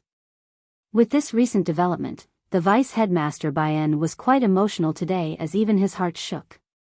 Though at the same time, there was a small amount of doubt. Could it be that Jian Chen and Tai Ta could easily kill magical beasts without even adding qi to weapons? Were they just not using cultivation anymore? Unexpectedly, Jian Chen and Tai Ta had both killed around 100 magical beasts over the span of the last 3 days. The look in the teacher's eye was quite complicated. Soon after he had started to count the monster cores on the table, the teacher didn't ask how Jian Chen had acquired these monster cores since the definite conclusion was already clear in his mind.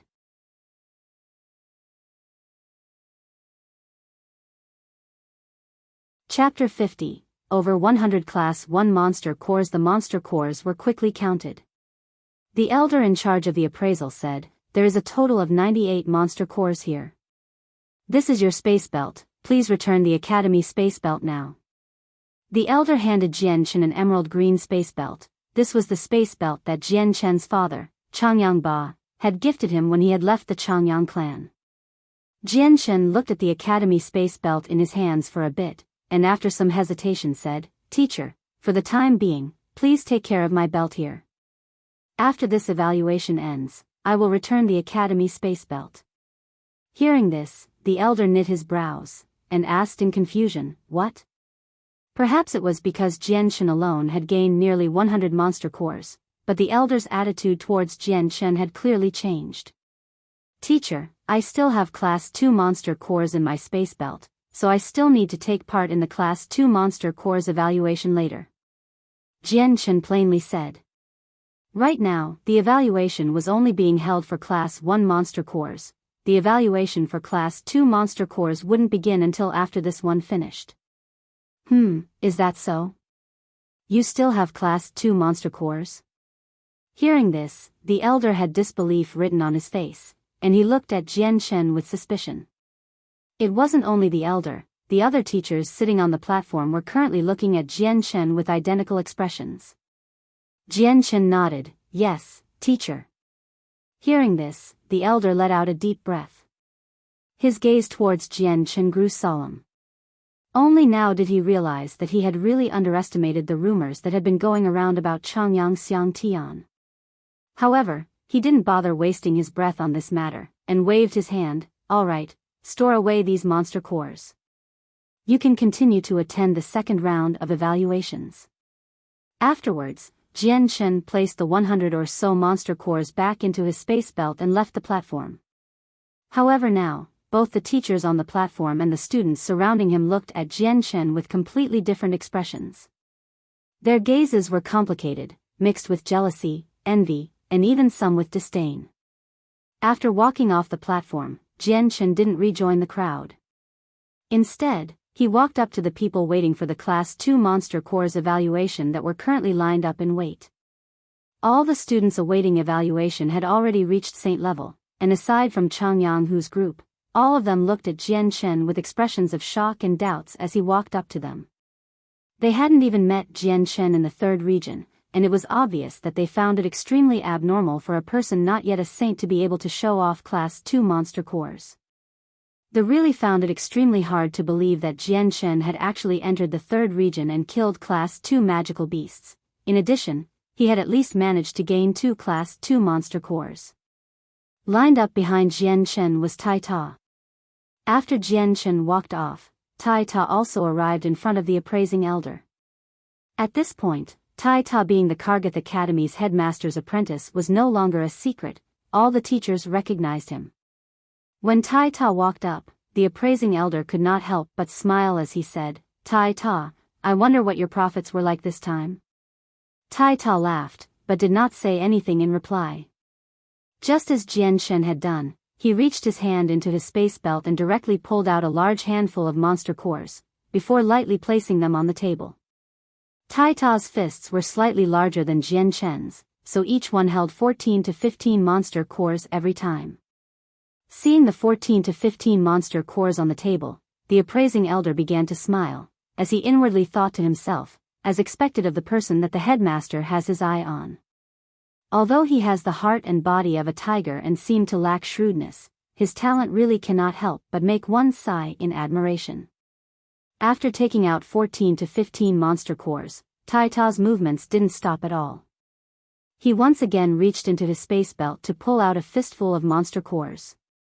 The students and teachers all stared at the table as gradually, the number of monster cores increased more and more, until there were multiple dozens. Only after Tai Ta had finally taken out a little under 100 monster cores did he finally stop. Seeing all the monster cores he had gained, Tai Ta laughed in a straightforward manner and happily said, "Teacher, these are the monster cores I have gained." At that moment, all the teachers and students in the vicinity were shocked speechless. They all stared at the slightly under 100 monster cores piled on the table with expressions of disbelief. The appraising elder let out a long breath, and then looked at Tai Ta intensely, and slowly said, "Good, good. Tai Ta, you've done very well, and have not lost any face for your master." Saying this, the elder lowered his head and began to count the monster cores. He did not inquire how Tai Ta had gained those monster cores. In his heart, he had already linked together Tai Ta's means of collecting the monster cores with Jian Chen's. The elder quickly finished counting the monster cores and said, "There are a total of 97 monster cores here." Saying this, the elder recorded it into his notebook. After he had finished taking note, the elder took out an exquisite, extremely well-made, black space belt adorned with a few gems, and handed it over along with the badge of glory to Tai Ta, and said, "Tai Ta, this is the space belt that you had left in our care, as well as the badge of glory that you have earned. Collect your monster cores, and then return the Academy space belt to the Academy." It was obvious from a single glance that this high-grade space belt had been given to Tai Ta by the headmaster after he had become the headmaster's apprentice. Otherwise, a child born into a commoner family like him would have absolutely no way of purchasing such a high-grade item like this space belt.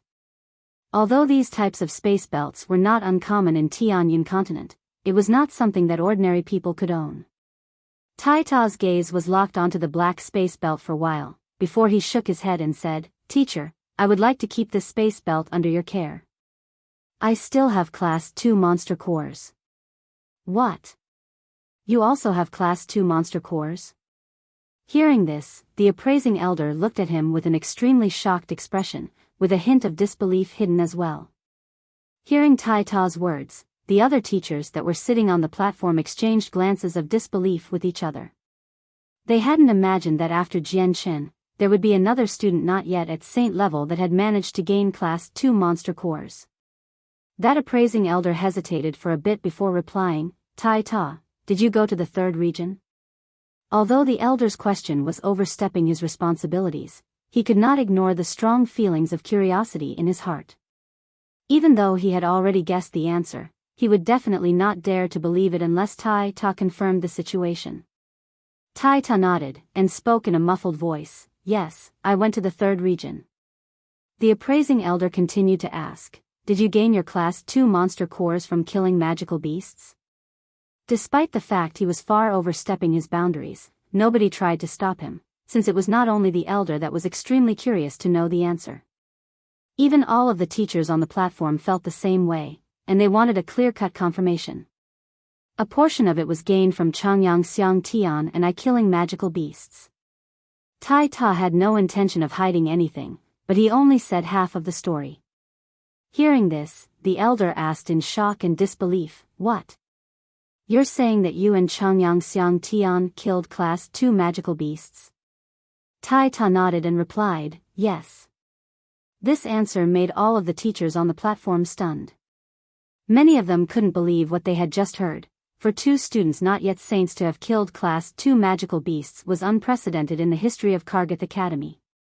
Afterwards, Tai Ta stowed away his monster cores and walked off the platform.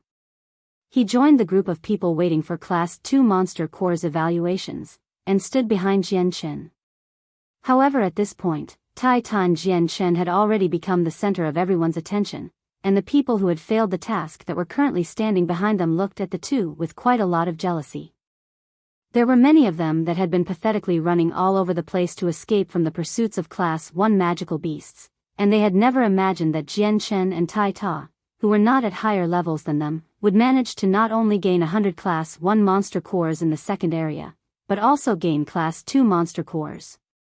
This made them feel extremely disoriented, and quite a few of the upperclassmen felt embarrassed as well. Soon afterwards, the Class 1 monster cores evaluation ended. The one that had the highest number of monster cores was Jian Chen, with a total of 98 monster cores, while Tai Ta was in second place, with 1 less monster core. The two of them had many more times monster cores than Mu Tian, who was in third place. Amidst the crowd of people, Mu Tian's eyes flashed in astonishment at Jian Chen and Tai Ta, and he murmured to himself, Tai Ta, Changyang Xiang Tian, your reputation is well deserved. You two are indeed experts that can defeat saints. I'd love to have a chance to interact with the both of you. Although he had had his spotlight taken away by Jian Chen and Tai Ta, Mu Tian did not show a single trace of dissatisfaction. He was still just as indifferent as before, as if this was an insignificant matter that had absolutely no impact on him. At that moment, Changyang Hu walked up to Jian Chen with a happy expression, and said in a low voice, "Fourth brother, the two of you are really too abnormal. Within 3 days, each of you managed to gain nearly 100 monster cores." Changyang Hu's tone barely concealed his happiness, and he looked at Jian Chen proudly. Jian Chen smiled wordlessly. Suddenly, his gaze shifted as he sensed something. He looked behind him to see a youth with tattered clothes glaring at him with poisonous hatred. The youth's gaze did not bother to conceal his strong killing intent, and it was so severe that Jian Chen could not help but furrow his brows. However, when Jian Chen inspected the youth's appearance a bit more closely, his heart suddenly skipped a beat. The youth was Luo Jian, who had all of his monster cores plundered by Jian Chen. Luo Jian's monster cores had been entirely stolen from him mercilessly, and he had even been heavily injured. Although it did not greatly affect his movements, since he and his group of companions had completely lost all of their battle spirit, they had been unable to gather the energy to steal others' monster cores or hunt magical beasts afterwards. Thus, Luo Jian's group had ended the task with failure. Jian Chen smiled, his expression showing a hint of disdain. He paid absolutely no mind to Luo Jian. In regards to people like Luo Jian, Jian Chen had met many of them as a wanderer in his previous world. However, very few of them had the ability to really stir up storms. The second round of monster core evaluations soon started. The students that had reached saint levels and finished their task walked up to the platform in succession. However, there were 2 exceptions among them, Jian Chen and Tai Ta, who had not yet reached saint level, while everyone else had. The teacher evaluating the Class 2 monster cores was still the same elder, and the assessment progressed quickly. Because of all the stealing that had occurred in the third region, the several hundred students' monster cores had ultimately been gathered by the 30 to 40 people present. Thus, all of them had much more than 2 monster cores, and many people had over 10 monster cores in their possessions. There were even quite a few people that had gained 23 monster cores.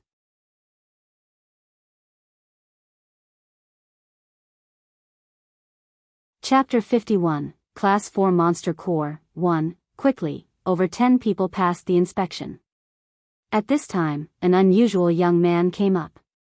This young man had tattered clothes, but the arrogance between his brows was present as ever. When he came up to the table, he quickly brought out a huge pile of monster cores to place onto the table. The old man in charge of the inspection obviously knew this young man, and after counting the number of monster cores on the table, he said appraisingly, "There are a total of 93 magic cores. Pretty good, Qingming Xiang, your score is exceptionally good." Hearing Qingming Xiang's name, Tai Ta, who was at the end of the line, looked at Qing Mingxiang standing in front of the table, waiting for his evaluation to finish. Tai Ta's eyes were bright with battle spirit. He hadn't been able to forget his last unfinished fight against Qing Mingxiang. At that time, he wasn't as strong as he was right now, especially after killing magical beasts in the forest for the past 3 days. Since he had also gained some pointers from Jian Chen, Tai Ta's current fighting abilities were far greater than they had been before.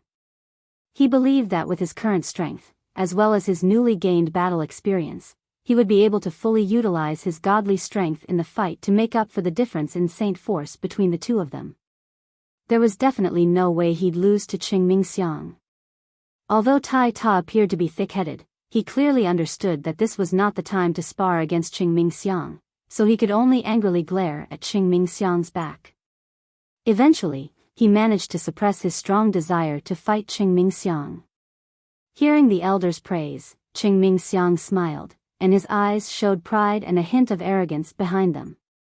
The appraising elder recorded the value in his notebook, then continued, 93 Class 2 monster cores, huh? If nothing unexpected happens, then you will definitely be part of the top 3 places for Class 2 monster cores. In addition, you are the cultivation genius, so your future is boundless. Keep working hard. Thank you very much for your praise, Teacher Steve. The elder's compliments made Qing Mingxiang's arrogant expression even more pronounced. Afterwards, Qing Mingxiang returned the Academy space belt and retrieved his own as well as the badge of glory, before stepping off the platform. After Qing Mingxiang left, another student with similarly tattered clothes walked up to the table. He directly pulled out a large handful of monster cores. It seemed that he did not have any less monster cores than Qin Mingxiang. The appraising elder smiled and nodded, his gaze resting on the youth's face as he slowly said, "Not bad, Huang Dong. It seems that your harvest this time is quite plentiful." Hearing Huang Dong's name, quite a few students below the platform exclaimed in shock. Jian Chen's expression also shifted, his gaze immediately locking onto that youth's figure. Jian Chen was no stranger to Huang Dong's name. His strength was third on Kargath Academy's top 10 experts list.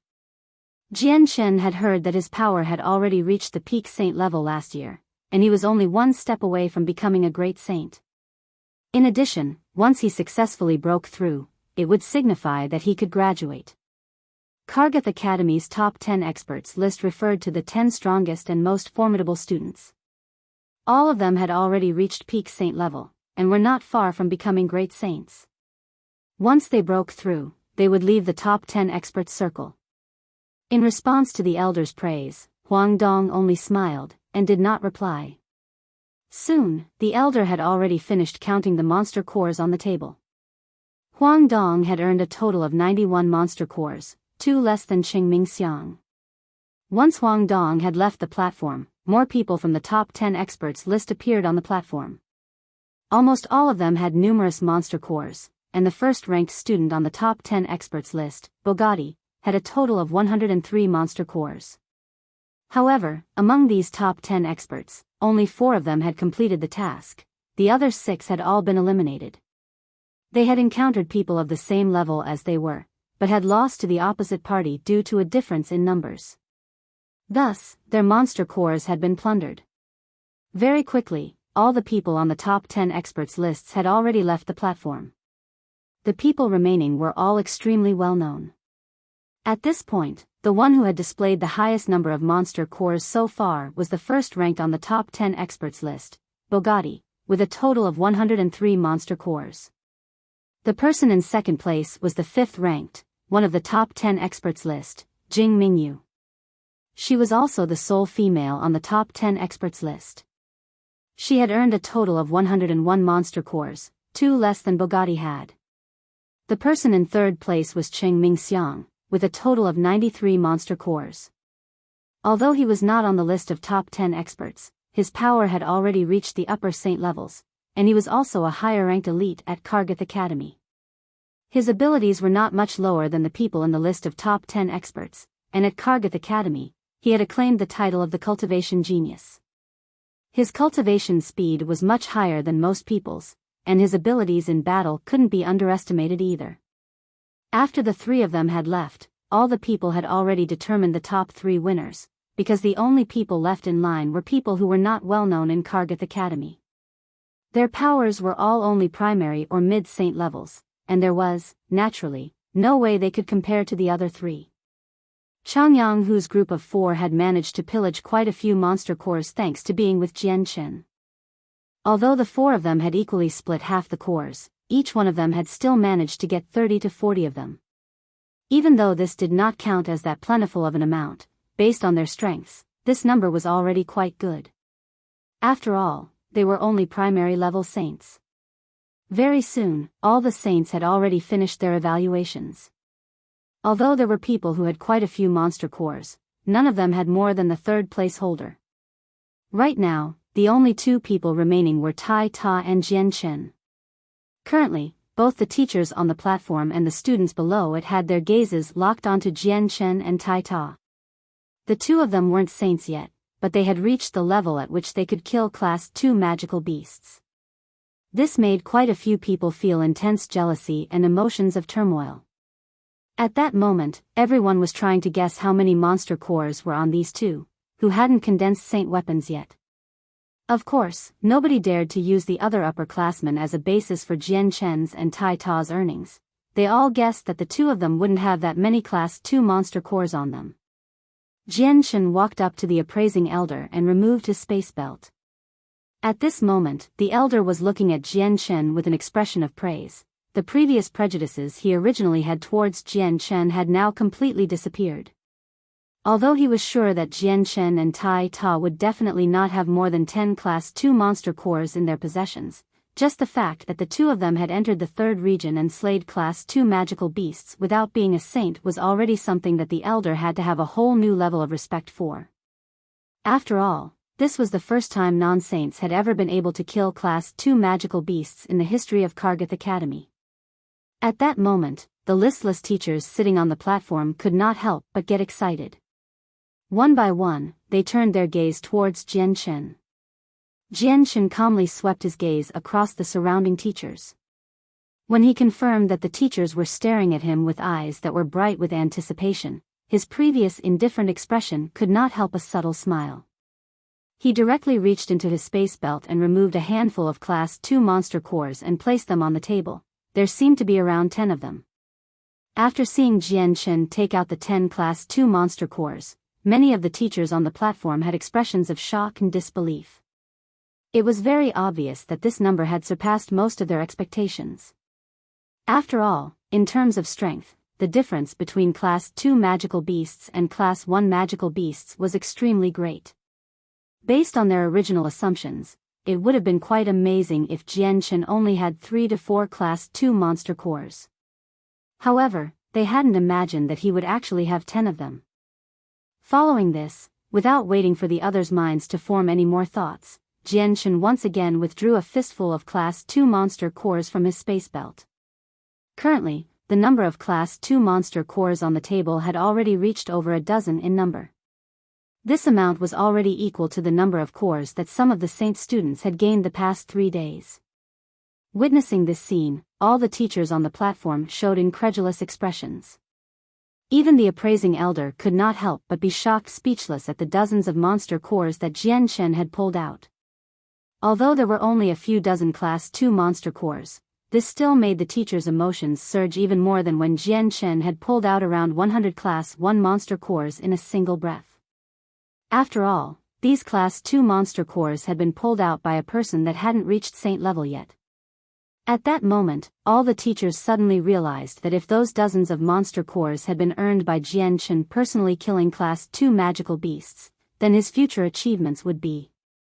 When the teachers thought of a student that was not yet a saint killing Class 2 magical beasts, a dozen of them in fact, they could not help but find it incredible. Vice Headmaster Chang Bai-en, who was sitting in the chairperson's spot, had a satisfied smile and murmured, "Not bad, not bad, not bad at all. The only thing that remains unknown is how many of these monster cores you were able to earn by killing magical beasts with your own strength. It seems this will have to be more closely investigated later." After taking out dozens of Class 2 monster cores, Jian Chen's movements still did not stop. His hand once again reached into his space belt and pulled out another handful of monster cores.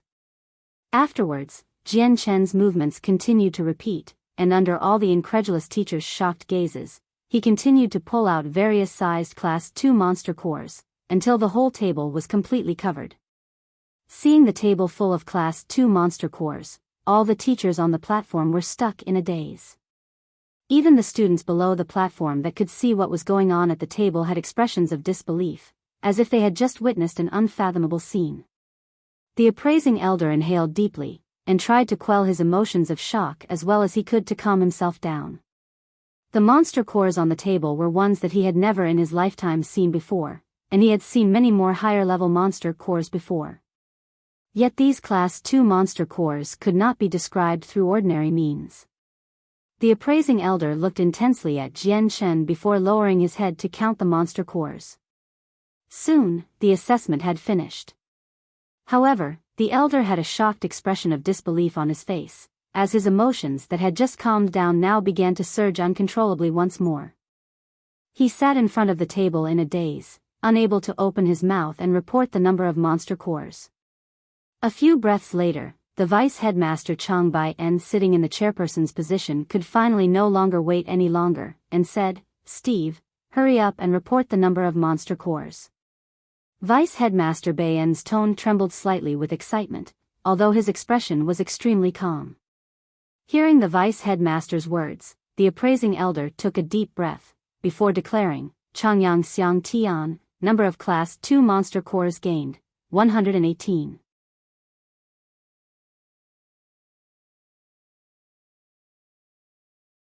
Chapter 52, Class 4 Monster Core, 2. After the appraising elder finished his statement, everyone inhaled sharply in shock. The whole arena instantly became so silent that one would have been able to hear a pin drop. This number made even the vice headmaster Chang Bai-en speechless. His gaze locked onto the huge pile of Class 2 monster cores on the table with an expression of astonishment. This number far surpassed the amount of monster cores that the previous first-place winner, Bugatti, had. A while passed before a student couldn't help but shout out, "No way, that's definitely impossible. How could he, who isn't yet a saint, be able to gain so many monster cores in the third region, and have even way more than the school's top-ranked expert? Bugatti? This is definitely impossible. He definitely brought these monster cores from an outside source." The single input raised a flood of responses. As the student finished speaking, more and more cries of protest rang out. Jian Chen's nearly 100 Class 1 monster cores had already made many people jealous, and had made them feel that it was unfair. Now that he had taken out 118 Class 2 monster cores, which was an amount even greater than his Class 1 monster cores, the students were no longer able to accept it. Under the platform, the currently number 1 expert in Kargath Academy's rankings, Bugatti, was staring at Jian Chen's back in shock as he murmured, "His strength is obviously not yet at saint level. How could he have gotten so many Class 2 monster cores? Could it be that these monster cores really were taken from an outside source?" Bugatti also couldn't help but think the same way as the others. However, this assumption was immediately rejected by him, since before entering the forest, the school administration had completely confiscated all of the students' space equipment, and the students had all gone through very strict inspections. In addition, the forest only had one entrance, so there was no chance for someone to sneak monster cores in from the outside. Moreover, even if someone really did manage to bring them in, Bugatti believed that nobody would be stupid enough to present 100+ Class 2 monster cores at once. That would undoubtedly make the entire school shocked, and the administration would definitely hire people to investigate the situation. Nearby, a gorgeous girl in tattered clothes looked absent-mindedly at Jian Chen's figure on the platform and muttered, "How could that be? A freshman like him who isn't yet a saint actually managed to get 100+ Class 2 monster cores?" The girl's melodious voice was filled with shock and incredulity. On the other side, when he heard the appraising elder announce Jian Chen's monster core amount, Qingming Xiang gaped in shock as he stared disbelievingly at Jian Chen. However, his expression soon became gloomy, and eventually became completely replaced by wrath. This was because the person in third place for the monster cores competition received rewards. Although these rewards were not worth that much to those born in major clans, like him, instead it's seen as a great honor, a verification of strength. Originally, Qingming Xiang had been placed as third, but now with Jian Shen in the picture, he had been forcibly pushed out of the top 3. This made him extremely angry. What was even harder to accept was the fact that Jian Shen still wasn't even a saint. Changyang Xiang Tian, shifting his gaze, Qingming Xiang's face became beyond gloomy as he looked at Jian Shen with a glare full of poisonous malice. In the crowd, Luo Jia's expression was equally gloomy. He glared hatefully at Jian Shen, as if he could eat Jian Shen alive with his gaze alone. Although Jian Shen's current strength was still quite weak, his spirit was extremely powerful. Perhaps he wouldn't be able to notice an ordinary gaze, but once a particularly severe gaze was pointed towards him, his soul could immediately detect it. Thus, Luo Jian's and Qingming Xiang's malice-filled glares were immediately sensed by Jian Shen. He turned around and used the aid of his powerful soul to track the glance's sources, and easily found Luo Jian buried in the crowd. Seeing Luo Jian's dark expression, Jian Shen sneered, but did not pay any mind to it. He had swiped all of Luo Jian's monster cores from him, forcing him to fail the task. In addition, Jian Shen had injured Luo Jian as well, so it was completely normal for Luo Jian to hate Jian Shen so much. However, as Jian Shen's vision shifted towards Qingming Xiang, his brows furrowed as he showed a helpless expression. He didn't have any enmity with Qingming Xiang. The previous incident in front of the library was so minor that it couldn't have been the cause of such fierce hatred. The main reason was the fact that Jian Shen had forcibly pushed Qingming Xiang out of the top 3. After all, being able to place as the top 3 among the entire academy was an achievement that was an extreme glory. This was especially true for those born in noble clans, as this honor could directly increase their status by a large amount. If it were any of the top 10 experts that had pushed Qingming Xiang out of the first 3 places, he definitely wouldn't have felt unhappy at all. However, since the one who had forced Qingming Xiang out of the top 3 wasn't even on the top 10 list, he was also only a freshman who did not even reach the saint level yet, causing Qingming Xiang, Kargath Academy's cultivation genius, to feel humiliated. He couldn't imagine that a freshman that had just entered the school would end up reaching his level, and from this feeling, a hatred towards Jian Shen was born. Although there was also Tai Ta, who was the headmaster's apprentice, and thus had a greater power behind him than Qingming Xiang had. Of course, Qingming Xiang wouldn't dare to casually offend the headmaster. The appraising elder took a deep breath, forcing himself to calm down. He looked at Jian Shen profoundly, and smiled. Changyang Xiang Tian, you've really made me shocked. I hadn't imagined that someone like you who isn't yet a saint could actually gain so many Class 2 monster cores. You've already far surpassed the previous first place, Bogati. It seems that this competition's first place has definitely been taken by you. The elder handed Jian Shen his own space belt and the badge of glory. Jian Shen laughed, and reached out to accept the items. Teacher's words are too much. Nobody can say yet who first place will be. After all, Tai Ta is still behind me. The number of monster cores he has is not any less than me. Saying this, Jian Shen restowed all of the monster cores into his space belt. Hearing Jian Shen's words, the elder shot Jian Shen a deep glance, and he smiled wordlessly. After Jian Shen had completely stored away all of the Class 2 monster cores on the table, he directly walked off the platform. Afterwards, Tai Ta walked up to the table, and began to take out his own Class 2 monster cores from his space belt. Tai Ta had entered the third region with Jian Shen, and they had equally distributed the monster cores. Thus, he had pretty much exactly the same amount of monster cores Jian Shen had. After the appraising elder finished counting, it was revealed that Tai Ta had a total of 119 Class 2 monster cores, only one more than Jian Shen. After the appraising elder announced Tai Ta's total amount of monster cores, all of the people at the arena were once again shocked speechless. Below the platform, the 5th-ranked person on Kargath Academy's top 10 experts, Jing Mingyu, was in a daze. From the look in her eyes, it seemed as if she had lost her spirit. She had suddenly been forced out of second place by 2 freshmen. This result was difficult for her to accept. After all, she had spent a lot of energy and effort earning those monster cores. She couldn't imagine how the two newly entered non-saint freshmen could have gotten so many monster cores. At that moment, an extremely beautiful girl walked up to Jing Mingyu, and intimately hugged her arms around Jing Mingyu's waist.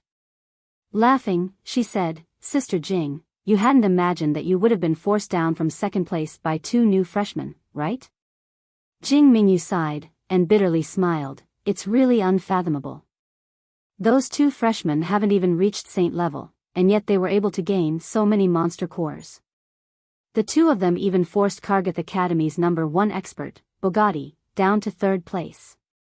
I really have no clue how they got their hands on so many monster cores. Could it really be possible that they had brought them in from outside?" The girl giggled in response. "Sister Jing, you've guessed wrongly. I believe that those Class 2 monster cores were earned from their own strength, not from outside as you suspect." The girl's words made Jing Mingyu start. Jing Mingyu turned around and glanced doubtfully at the girl, and asked in a curious tone, "Xiaolu, why do you say that?" The girl smiled mysteriously, as she showed a prideful expression. In a low voice, she said, "Sister Jing, I encountered those two in the second region, and even stayed with them for an entire day. You cannot underestimate them, they're both very formidable. Especially that Changyang Xiang Tian, he managed to kill quite a few Class 1 magical beasts with a lousy iron rod by piercing them directly through the throat." "Really?" Jing Mingyu asked in shock, obviously not believing it. "Of course, I saw it with my own eyes. There's no way it'd be false." The girl puffed out her chest and said firmly, "Also, that night, we encountered a secret attack from 20+ blue wolves. The two of them effortlessly killed all of them." "What? You said that the two of them managed to kill 20+ blue wolves by themselves?" Hearing this, Jing Mingyu could no longer hide her shock.